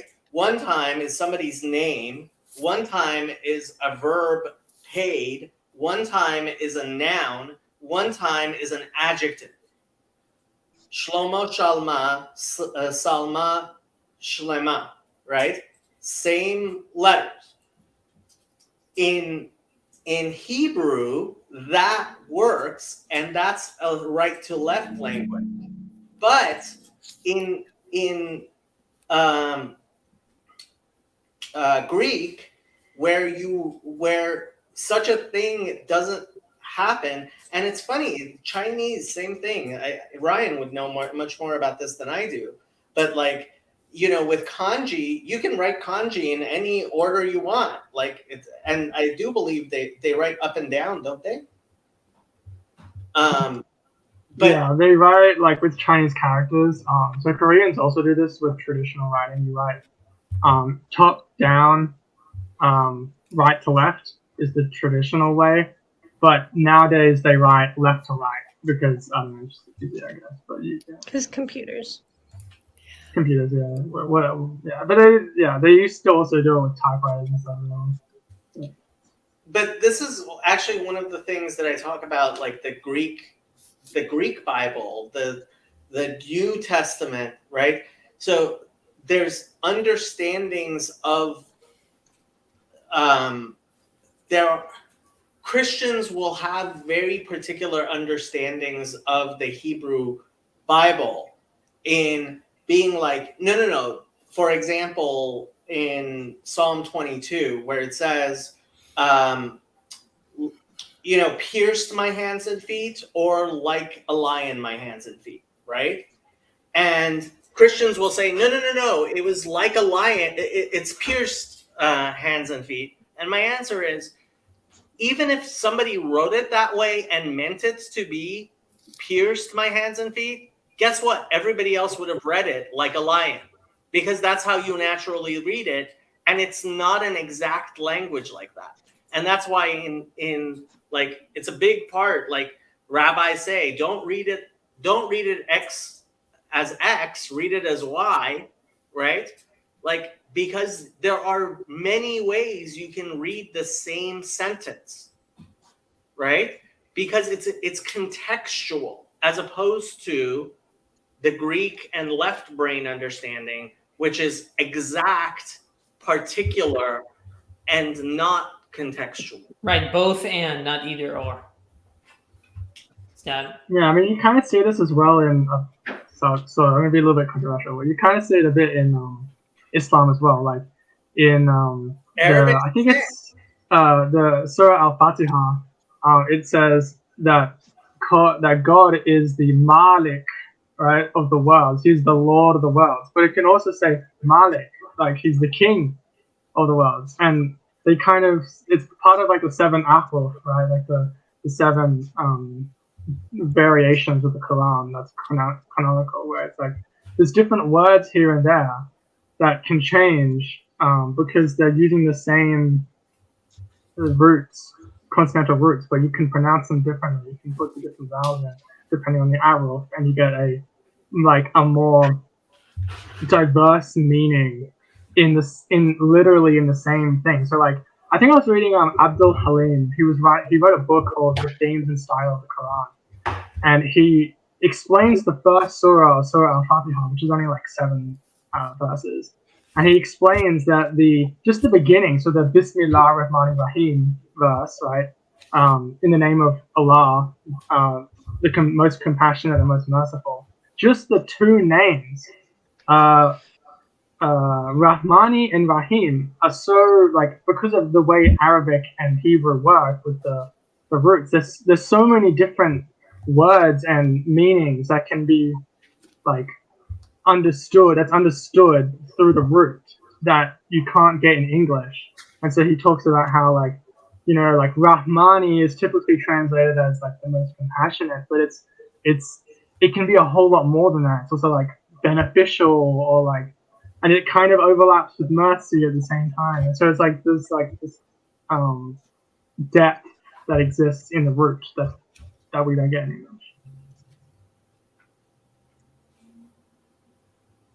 You know a lot more about Islam than I knew you knew about Islam. Yes. I read a lot about Islam. Can I talk about autism? Did you guys already talk about autism? We did not. Autism. No, I wanted to talk about that though. Boom, boom. Okay. So on page 51, he was talking about the idea of like what is autism and how its focuses on the brain. And there are studies where like, you ever watch Rain Man, where he goes, right? So he has he's really good at one thing, right? And what they've been able to replicate is that they get normal people in a room and they put sound waves in your brain, so if your brain can only focus on one spot, you become a super intelligent, like a savant. So it really is about brain focus. And so you could, if they strapped enough brain waves to you, you could be like a pianist if you wanted to. I mean, is that the idea? I really hate that idea for some reason. Sorry, go ahead. I didn't hear Oh, you. I just viscerally hate that. What? Shooting sound waves at your brain. I don't think you feel it. I don't think that's what they did. I don't remember what exactly it was. They suppress brain function. Yeah. Yeah. Mhm. I actually think they use chemicals to suppress brain function, but I'm not sure. He might be right. Sometimes even the ginger is right. Sometimes. You know, every time you disrespect the ginger, you disrespect David. I just would like to mention David was a ginger. So David was in fact a ginger. Yes. And actually, during the Middle Ages, people thought that the Jews were all redheads. Wow. That's why in medieval like tapestries and stuff, all the Jews are redheads. it's electrical shocks. Electrical zapping. Yeah. There you go. Okay. No wonder you're reading Wired magazine. Of course you're woke.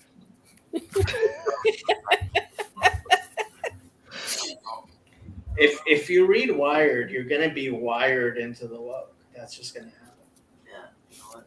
Anti-slavery is pretty woke. You're right. Did you have something So I on guess I autism? shouldn't wish you a happy Juneteenth. I actually, I have been Apologies an advocate for for actual. Juneteenth for decades now. Like at least 10 years, I have been an advocate for celebrating Juneteenth, but that's because I think it's a Republican holiday, and it is. But the woke have stolen it from its rightful place as a holiday for Republicans. Yeah. I'm not even gonna ask how you get there. Juneteenth was and is the celebration of the Emancipation Proclamation by the first Republican president ever, Abraham Lincoln.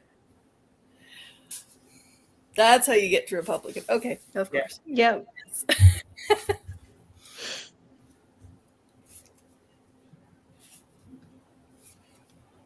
Ben was gonna say something, but No, I was just curious what Emma was. If she mentioned you wanted to talk something about autism. Oh, I was just curious what everyone thought about it because I've been like so deep in various like online autism, I guess, communities Oh, and conversations. should I give my Because in high school I did like a senior project on autism, and I actually think I read Simon Baron-Cohen's book for that.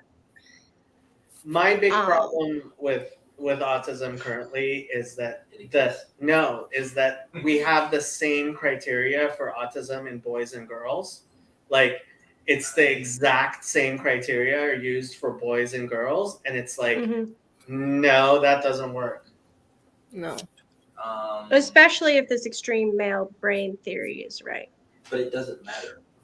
Is that what Yeah, it does. No. male brain theory? If you have That is what Rabbi Sachs brings up. Yeah, is Simon Baron-Cohen's like Yeah. autism is extreme male brain theory, and I was really curious what you particularly thought of that, Sandy. It makes oh god, I just will put my brain back to only because I had to take male hormones to keep I lost 3, and then I had to take male hormones during my pregnancy with Jacob so I wouldn't miscarry. So I'm like, oh god, tell me that's not true. So I wonder if I caused it. Stupid hormones. I just don't like pathologizing masculinity. Wait, hold up. As someone who has autism, I can stand for this. First of all, like what about Medicare or anything like that? I would like if you have autism, your life is going to be difficult. So I'd rather Depends what level of autism. Yes. No, I Oh my gosh, it totally depends what kind of autism, what expression, what level, what everything of autism. Sorry. It's too much of a spectrum. Like to put it all under one huge right, but I would just name me somebody who's on the edge of the spectrum that because of it, like they shouldn't be diagnosed. I'd like to know that. I'm not gonna name specific people. They should not be diagnosed? Yeah, because Is that what you said? I am saying that we say binary, autistic, not autistic. And it's like, no, there's a lot of people who have autistic tendencies, and Yes. like it's Well, But usually, I started this whole project So, because in high Trey- school I was trying to figure out if I was autistic or not. yes. really? Are you? I mean, I've never like been tested. Well, I've settled on like no point figuring it out right now. Well, no, actually, okay, so there is a point in figuring it out, because when you realize that you have autistic tendencies and which types of autistic tendencies, so let's say you do have light sensitivity or touch sensitivity, or there's all kinds of things that are autistic mannerisms, right? And ways of thinking which Yeah. will in fact make your life much more difficult as a human being if you don't recognize, oh yeah, nobody else actually gets bothered by all these lights where I'm like, it's like really getting on my nerves, right? Yeah, it's sound for me It's actually. not even that simple, Emma. So, okay, so for Trey, in grade 3, okay, my kids are in different systems, right? Because I have one who's deaf. So he went to the provincial school for the deaf. The younger one is not deaf, so he went to the regular public school board. So the teachers don't meet each other, don't talk to each other, don't know each other. All right. Grade 3, younger son, I get called into the school. All of those things Jacob just mentioned. Have you ever heard of autism? We'd like you to take your child to get him tested because we think he might have autism.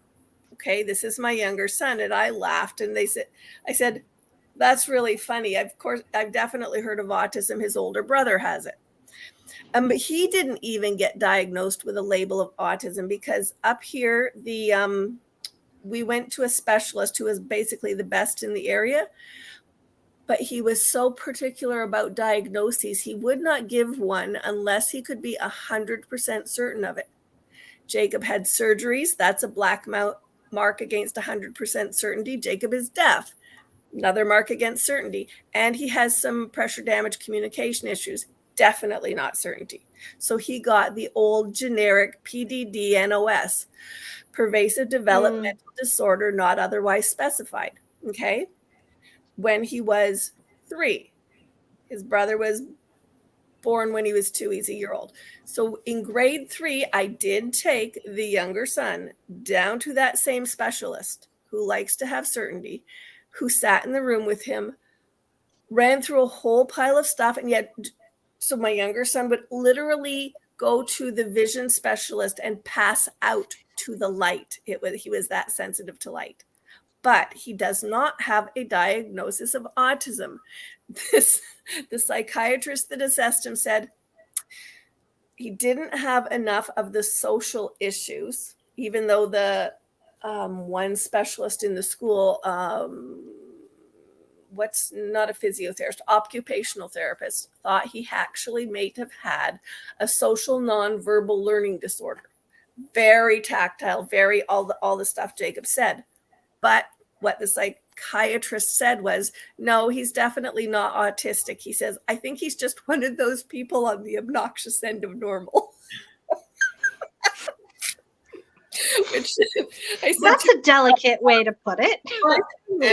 And I have to say, when you have these great splits between normal and not normal, and then you put kids who could be hanging around with the normal ones with the ones who are very, very, very obviously not normal, right? You're making life a lot more difficult for those kids who could pass for normal. What? And there's like a lot of very intelligent, and I worked with 2 or 3 people at my job who had autism. One of whom was going into game design. He loved building and creating systems and would complain about how as he would say, because I have autism, I have a really hard time talking to my parents and they don't understand what I'm saying. And I'd go, well, let me ask you a couple of questions. I could understand what he was getting on at. But like Jacob's saying, if you've got everything is this or this, that doesn't It's work. funny. It's funny because coming from Israel, that's kind of like one of those cliches about America. That's like, they really are like specific. And if you don't fit a criteria, like that's like, so be careful. Like that's just how the culture is. And in Israel, things are much more fluid. In terms of like, yeah, there's more, more fluid. Let's put it that way, which I guess maybe is correlated with I don't know if with our discussion about the Jewish idea. Yeah, I mean, this is one of the big problems I have with the way we treat people who are mentally competent and people who are mentally incompetent, right?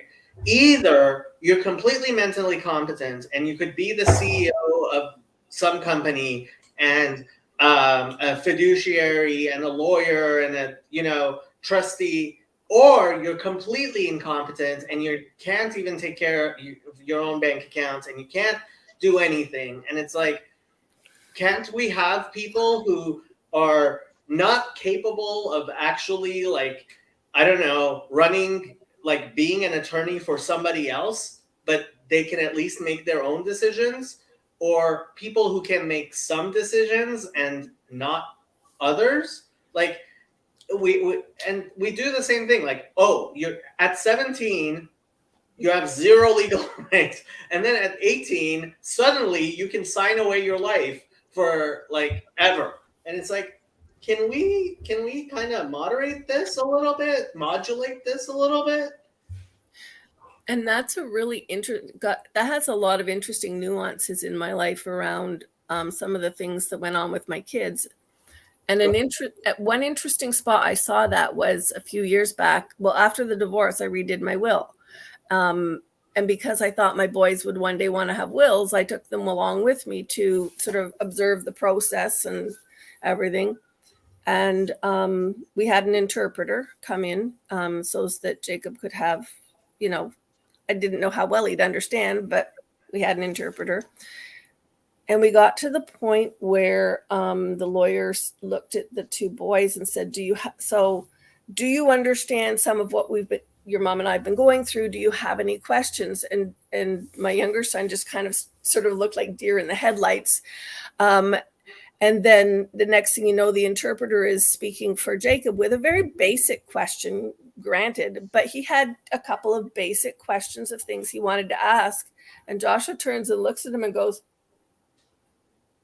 well, if he's got questions, I bet maybe I have questions, because that's where we go in our head, that either all or either nothing, but that's not how it is.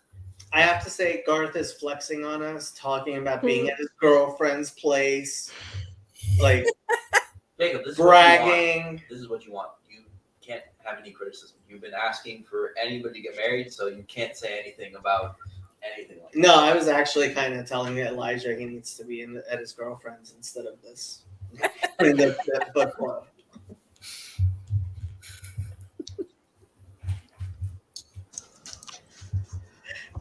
I mean, one interesting thing. I just don't care, Jacob. I just genuinely do not care. The 72 to the top of 73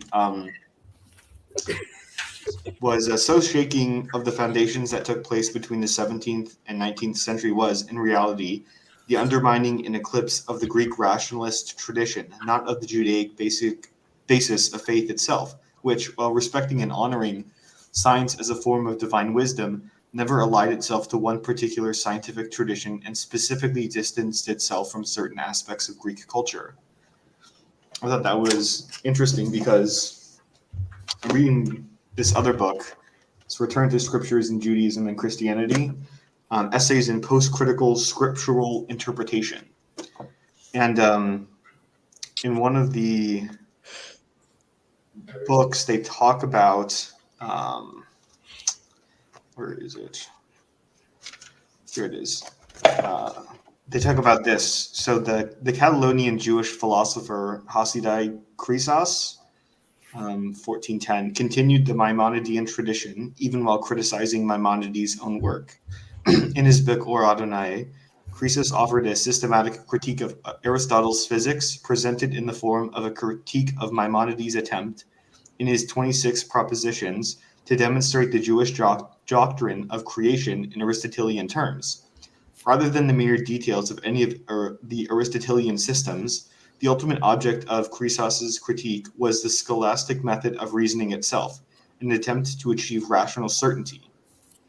Implicit in his critique was the need for a new type of rationality. True to his own skepticism, Chrysos refrained from offering some new method of reasoning to replace the one he doubted.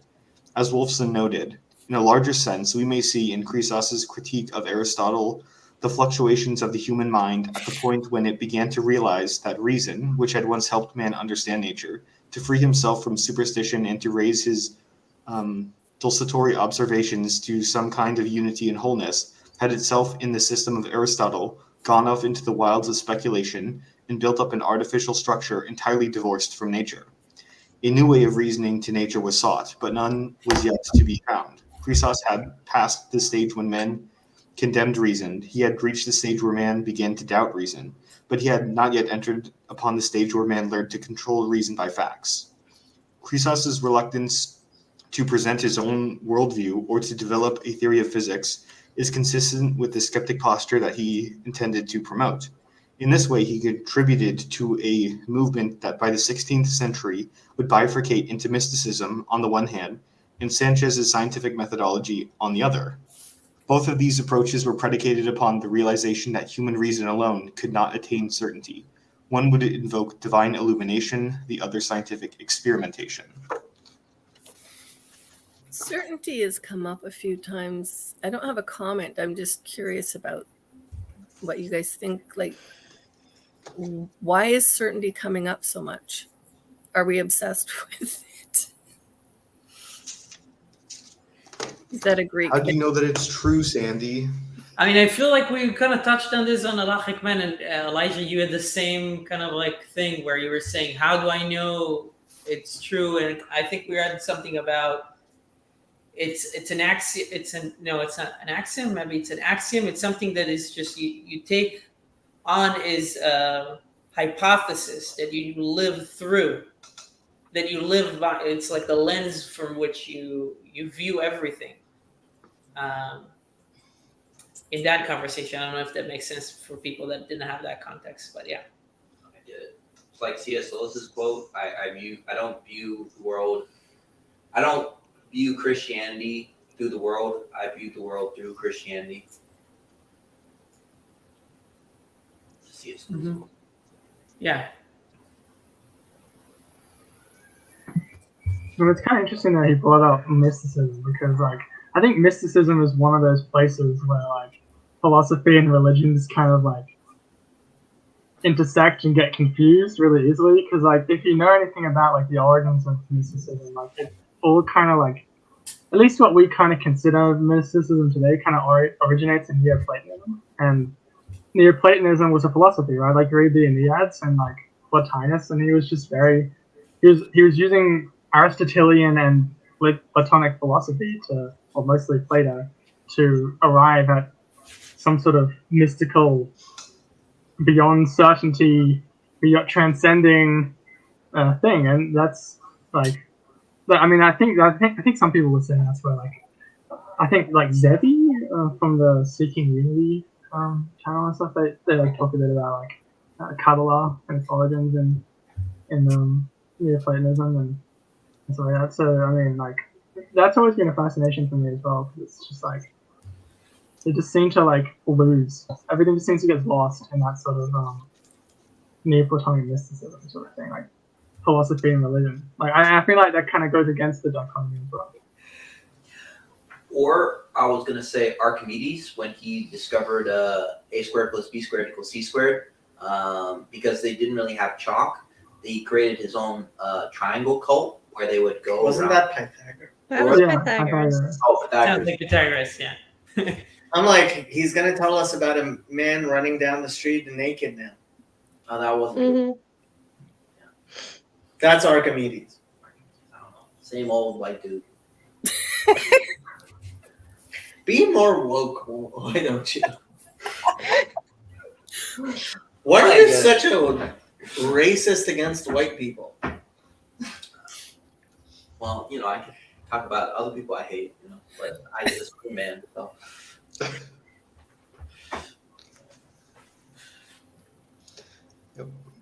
Elijah, tell us what you think about mysticism. Mysticism. Well, there's nothing inherently wrong with mysticism. It's already. Why, thank you. What a great That being start. said, Is that there's this certain idea of a tradition passed down from someone on a mountain that is highly speculative. And if you want to light bonfires, you know, in a little Walpurgis night, you know, it's all good. it's all good. Those of us with reason and the doubt of reason, you know, will do other things. So that's all I'll say about this. Yeah, you'll just do. So he's talking about a particular Jewish holiday, which apparently he's not a huge fan of. Lag Bama is one of the most fun holidays ever. Well, obviously Elijah is very opposed to fun. I'm not opposed to fun. The mask and the hat really, really say that. Exactly, dude. You can't tell me a guy dressed up like this isn't fun. Oh, man. You hate holidays. I got a religion for you. Look, I mean, Jehovah's Witnesses, they were enticing for that reason. Like, no birthdays? Really? Anti-birthday? Come on, man. Which reminds me, anyone who wants to come to Los Angeles for my birthday, you're welcome. July 1st. So it's a little bit of a distance, Jacob. No offense. I'd love to come, but He might be there. I'm not sure I'm going to invite him, though.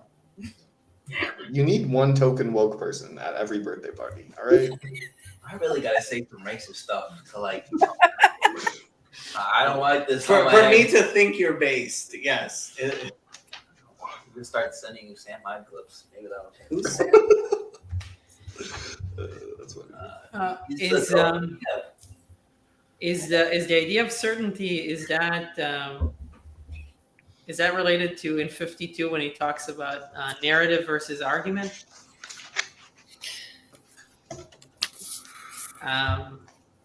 You can put forward a case or you can tell a story.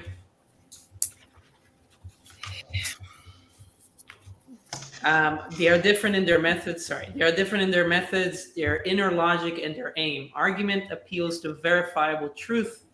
Story appears to verisimilitude, lifelikeness. And continues.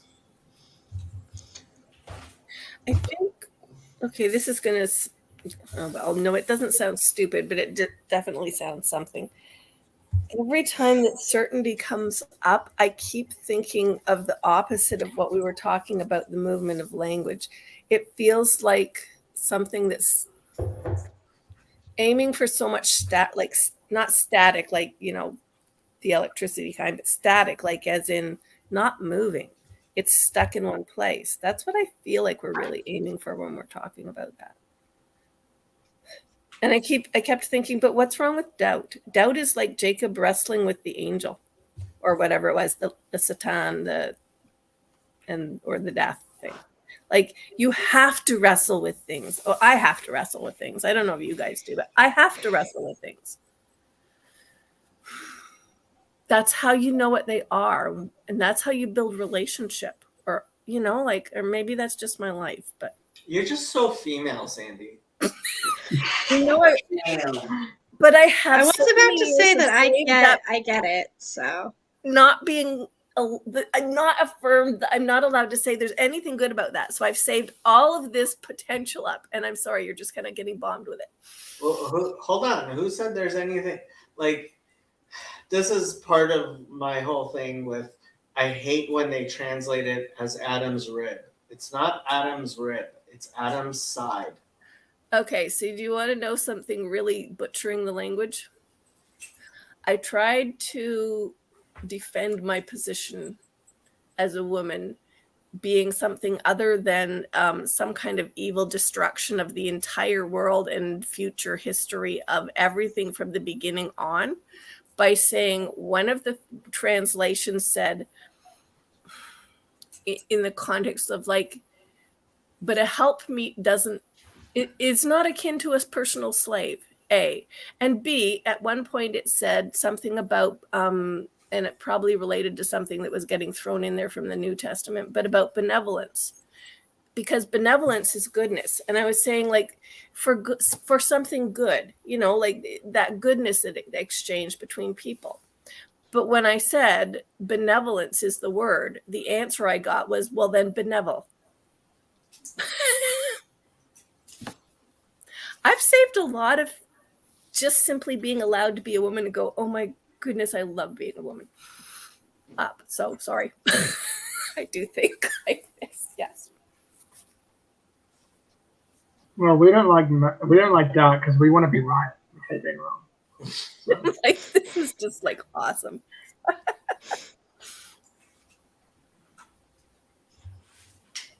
Yeah, you'll have to circle back for me on that one, Ben. I'm reading I mentioned it earlier, a book called Against Method by Paul Feyerabend. And he's like a scientific anti-realist. Like way too much. I keep on telling him to stop. But he has a girlfriend? No, he doesn't. That explains it. Yes, it does. Anyway, it's about like he's the most extreme of the scientific anti-realists. Just a lot of doubt. So I don't know about that. It's hard to have certainty, I think.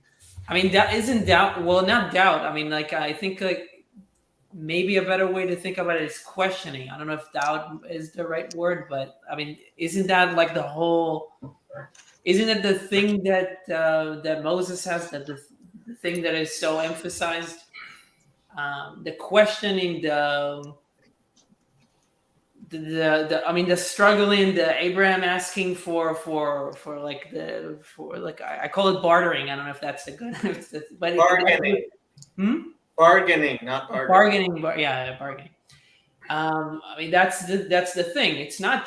It's certainty in God and in him making the right decisions, let's say, but it's still questioning within that. It's an enabling constraint, right? Instead of just like what we think is a constraint, which is just limit us to one thing or not moving.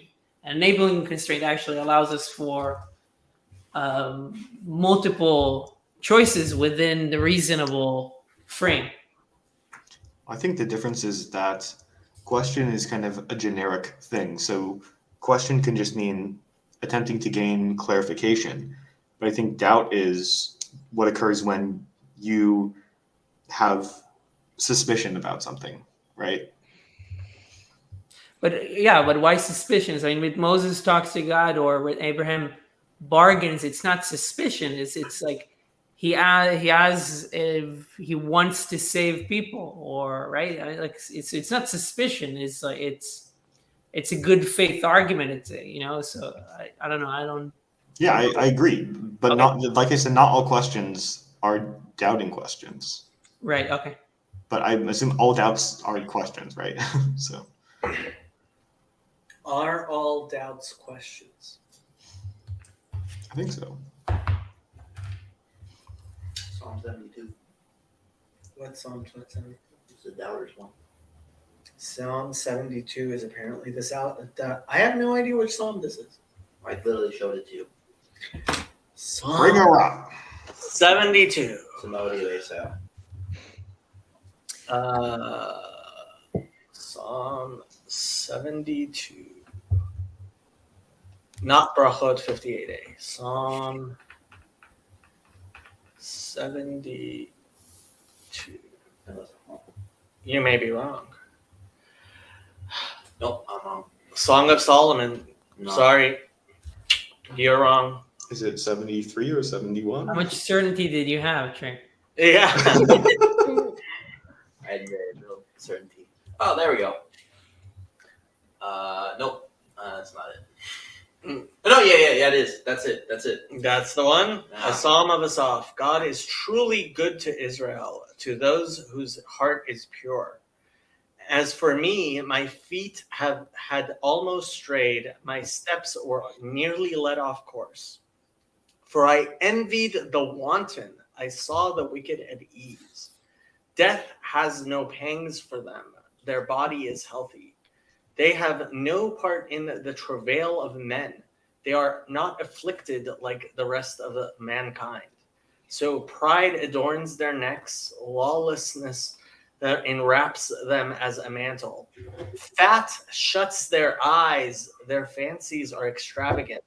They scoff and plan evil. From their imminence they plan wrongdoing.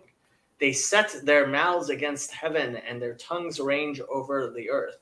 So they pound his people again and again until they are drained of their very last tear. How long is this song? No, it's not. It's like 30 verses. You're not even at the good part. What's the good part? When he goes to the temple. He goes to the temple. So then scroll up where he says,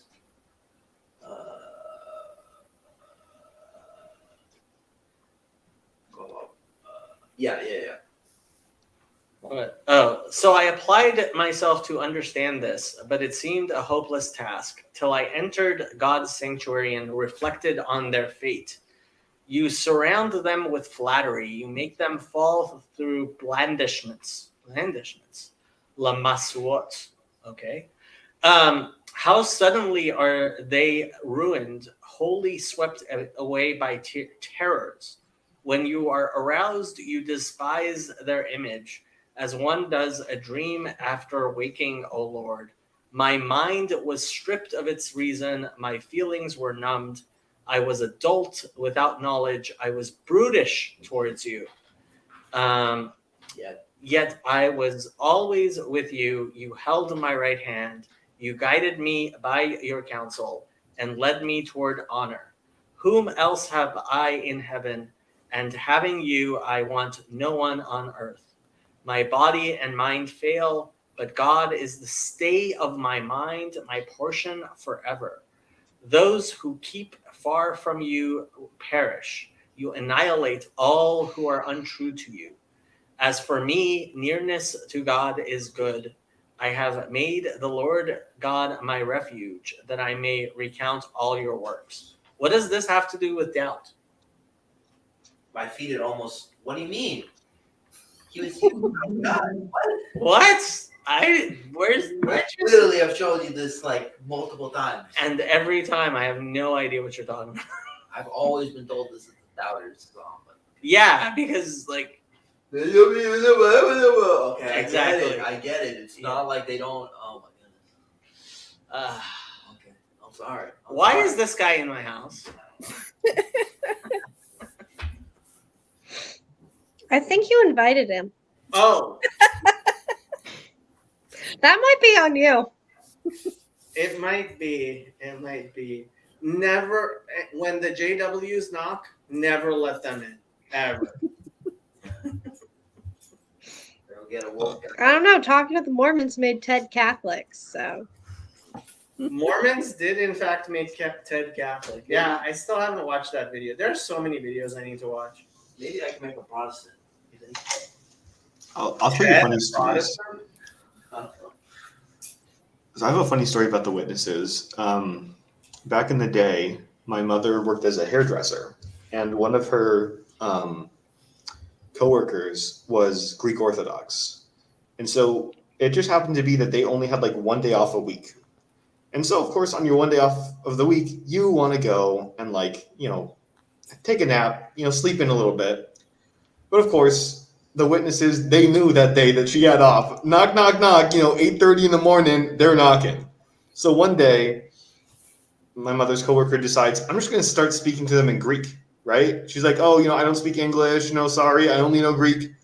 Next week goes by, knock, knock, knock, 2 ladies at the door. Guess what? The other one starts speaking Greek. Oh my God. Unbelievable, dude. Yeah, we're adaptable. Like, if you speak another language, we will come back with somebody from the other language. Tenacious bunch. There you go. I mean, we I practically had JWs come over and they were like, I was trying to be really like amicable with them, and they gave me a little pamphlet, and they're like, "Oh yeah, we'll come back in like a week or so." They never returned. So I don't know what I did, but they just never returned. Never see them again. I think it's just because they're lazy. That's usually what happens. They're pretty bad at follow up. Like I was walking happy, and I walked past these JWs, and I wanted to get Trey a JW Bible because he's never seen one before. And I was like, "Are you guys giving away Bibles?" And they said, well, first they started speaking in Spanish because they didn't speak English so well. So I started speaking to them in Spanish. But they're like, "Oh, will you be here on Wednesday?" I'm like, I walk past here every day. And I came back, walked right past them. Nobody offered me a Bible, nothing. It's like, they're not actually interested in converting it. There's tiers, okay? There's the regular witnesses who just do it every week, and there's pioneers. If you talk to a pioneer, they will hound you. They will hound me? Because they do 80 hours, 70 hours a month. Wow. That's like a full-time job. It is a full-time job. Yes, those people. Isn't your brother a pioneer? Yeah, he is. Yeah, well, it didn't make me feel very special. Let's put it like that. All right. Well, does anybody have anything else, or it's probably a good time to wrap this up? Speak now or forever hold your silence, guys. Come on, Emma. You're the classics person. You have to say something. Well, why do I have to say something because I'm the classics person? Because Jacob just told you. yeah. I don't see how that follows. You're the one who's studied rhetoric the most.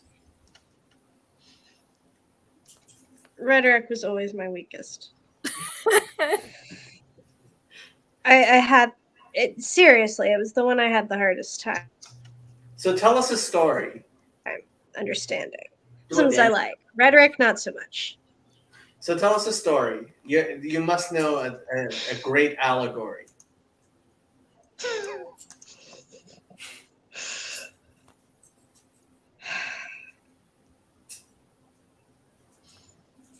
I really don't know. Okay, fine. Thinking. I have a Oh, quote from a different book if you want. There we go. Unless Emma goes first. She does know something. She knows something. There's something she's wondering whether she should say or not. Because Father will hear and he'll be like, Emma, No. I thought you were a nice Catholic girl. No, it's not quite that. It's a kind of trivial cultural thing. He talked about chanting the Torah, like, and translating it line by line. And when I went to an Eastern Rite church, they did that with the Bible still. So I thought that was cool. Based. Yemenites still do that as well. They when they chant the Torah, the funny thing is they chant the Hebrew and then they chant the Aramaic. And until about 50 years ago, like, most people didn't know the Hebrew. Vast majority of people didn't know the Aramaic, but they knew it a bit better. But now, like, some people know the Hebrew, but nobody, like, more people know Hebrew now than know Aramaic. So it's kind of funny to chant the Aramaic translation when the people who don't know That is funny. Yeah. This was a Ukrainian Catholic church, so they did Greek and then Ukrainian and then English. Really? Yeah. It was a really long Easter Mass. Mm-hmm. Yeah. All right. What were you going to say, Ben? I was reading another book, and just in relation to Sachs' point about narrative and about how that relates to the like Judaic perspective. And let's see if I can find this. This is from one of Jacob's favorite Jews, Arthur Green. He talks about the Sabbath, but he does say How did observing the Sabbath become the defining trait of a citizen in good standing in the world of Jewish piety? Why not some other commandments, such as of daily prayer or giving to the poor or even believing in God and Torah? Why is a Sabbath observer who may be trusted serving as a proper witness on a Jewish legal document, for example? We don't have an answer to that question, but we do have a good story about it. That's it. What's the story? The story's there. You want me to read you the story? How long is the story? It's not that long. So read the story. You can't just say there's a story and then Okay, so you want it? I'll give it to you. Let me find it again. Rabbi Elisha ben Abuya is one of the great sages in the early 2nd century. Another friend of Rabbi Akiva. His chief disciple was Meir, who became a major teacher in his own right. But something happened to Elisha. So one of the rabbis. He rejected the way of the rabbis, followed some other teaching, we're not sure which, and departed from the rabbinic form of observance. Still, Meir respected his knowledge and wanted to learn from him. One Sabbath day after Elisha's apostasy, they were walking together outside town and discussing Torah. When they were 2,000 cubits, about 1,000 yards from the town's edge, Elisha said to his disciple, "Go back, for only thus far is one allowed to walk outside the town on the Sabbath. To step beyond it was to leave behind the observant community." Even though Elisha no longer observed the rule, he still knew it and was concerned for his disciple. Meir turned to his teacher and said, meaning much more than geography, "You too come back." But Elisha could not, and the two men parted ways. That's the story? Yep. So Elisha ben Abuha is referred to in Talmud as Acher, as the other. He is the quintessential heretic in Judaism. And that story actually includes a voice from heaven that says that says everyone can repent but Acher. And He said, "Yo, mother." and there's I actually have a book about that's like an attempt as a dramatization from the stories of it's called As a Driven Leaf. I tried reading it. It's just such a boring dramatization. There's a lot of stories around that. I'm surprised he only picked that part. But yeah, it's funny that like one of the major characters in the Talmud, Acher, he's actually like he's a very sympathetic character, but he is the quintessential heretic.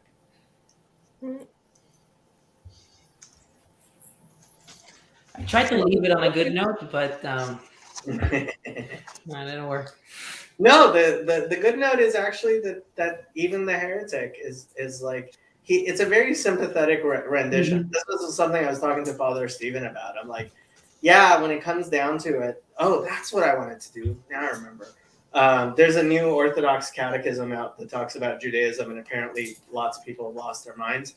But like the things about Jesus, whether they're about Jesus or not, but the things about Jesus in the Talmud, like when a cursory reading is very, very not sympathetic, but when you actually read them in context, they're all actually very sympathetic to Jesus, which is kind of funny. So what do you do with those? Because I know there was something recently I was hearing, and I'm like, now I can't read some of these things and not hear you in my head saying, but that's such a Christian thing to do, to see a 3 in this or a whatever. But at the same time, I like some of the things I see because it makes me dig deeper into them, not because it makes me jump onto some point in catechism of some kind. So what do you do with some of these things when you do see them? And what makes something sympathetic as opposed to what's the other word for sympathical. Like, Hostile. no, that use of sympathetic. Another use of sympathetic. Derogatory. No. No, I'm saying the opposite. But okay, so I was trying to keep us going a full 2 hours and 2.5 hours, and we have gone a full 2.5 hours. I think that question might actually be a good place to leave it, because that is a very important question. What actually makes a story sympathetic or not is, I think, context, and where you wrap the context is actually a lot of what we were talking about today. Yeah. Okay. So Elijah, you're going to tell us what we're going to do next, when we're going to meet next? Yes. So, I mean, the question is, did everyone find the 2 chapters to be good, like perfectly manageable? Nobody's hungering for more or hungering for less? I'd be down with adding another one, but only if everyone else wants to. What, Trey doesn't like that? Trey can only read 2 chapters? 3 chapters too hard? No. I'm a dum-dum, okay? I'm trying to get a girlfriend. I'm like, real. That's okay. It's okay. Hopefully you're successful, and Jacob can stop bothering one person at least. Yeah, maybe. And also, I want to mention that Ben mentioned he was reading another book, and he didn't get any flack for that. I know. Which I find incredibly unfair. Buried. Ben is buried.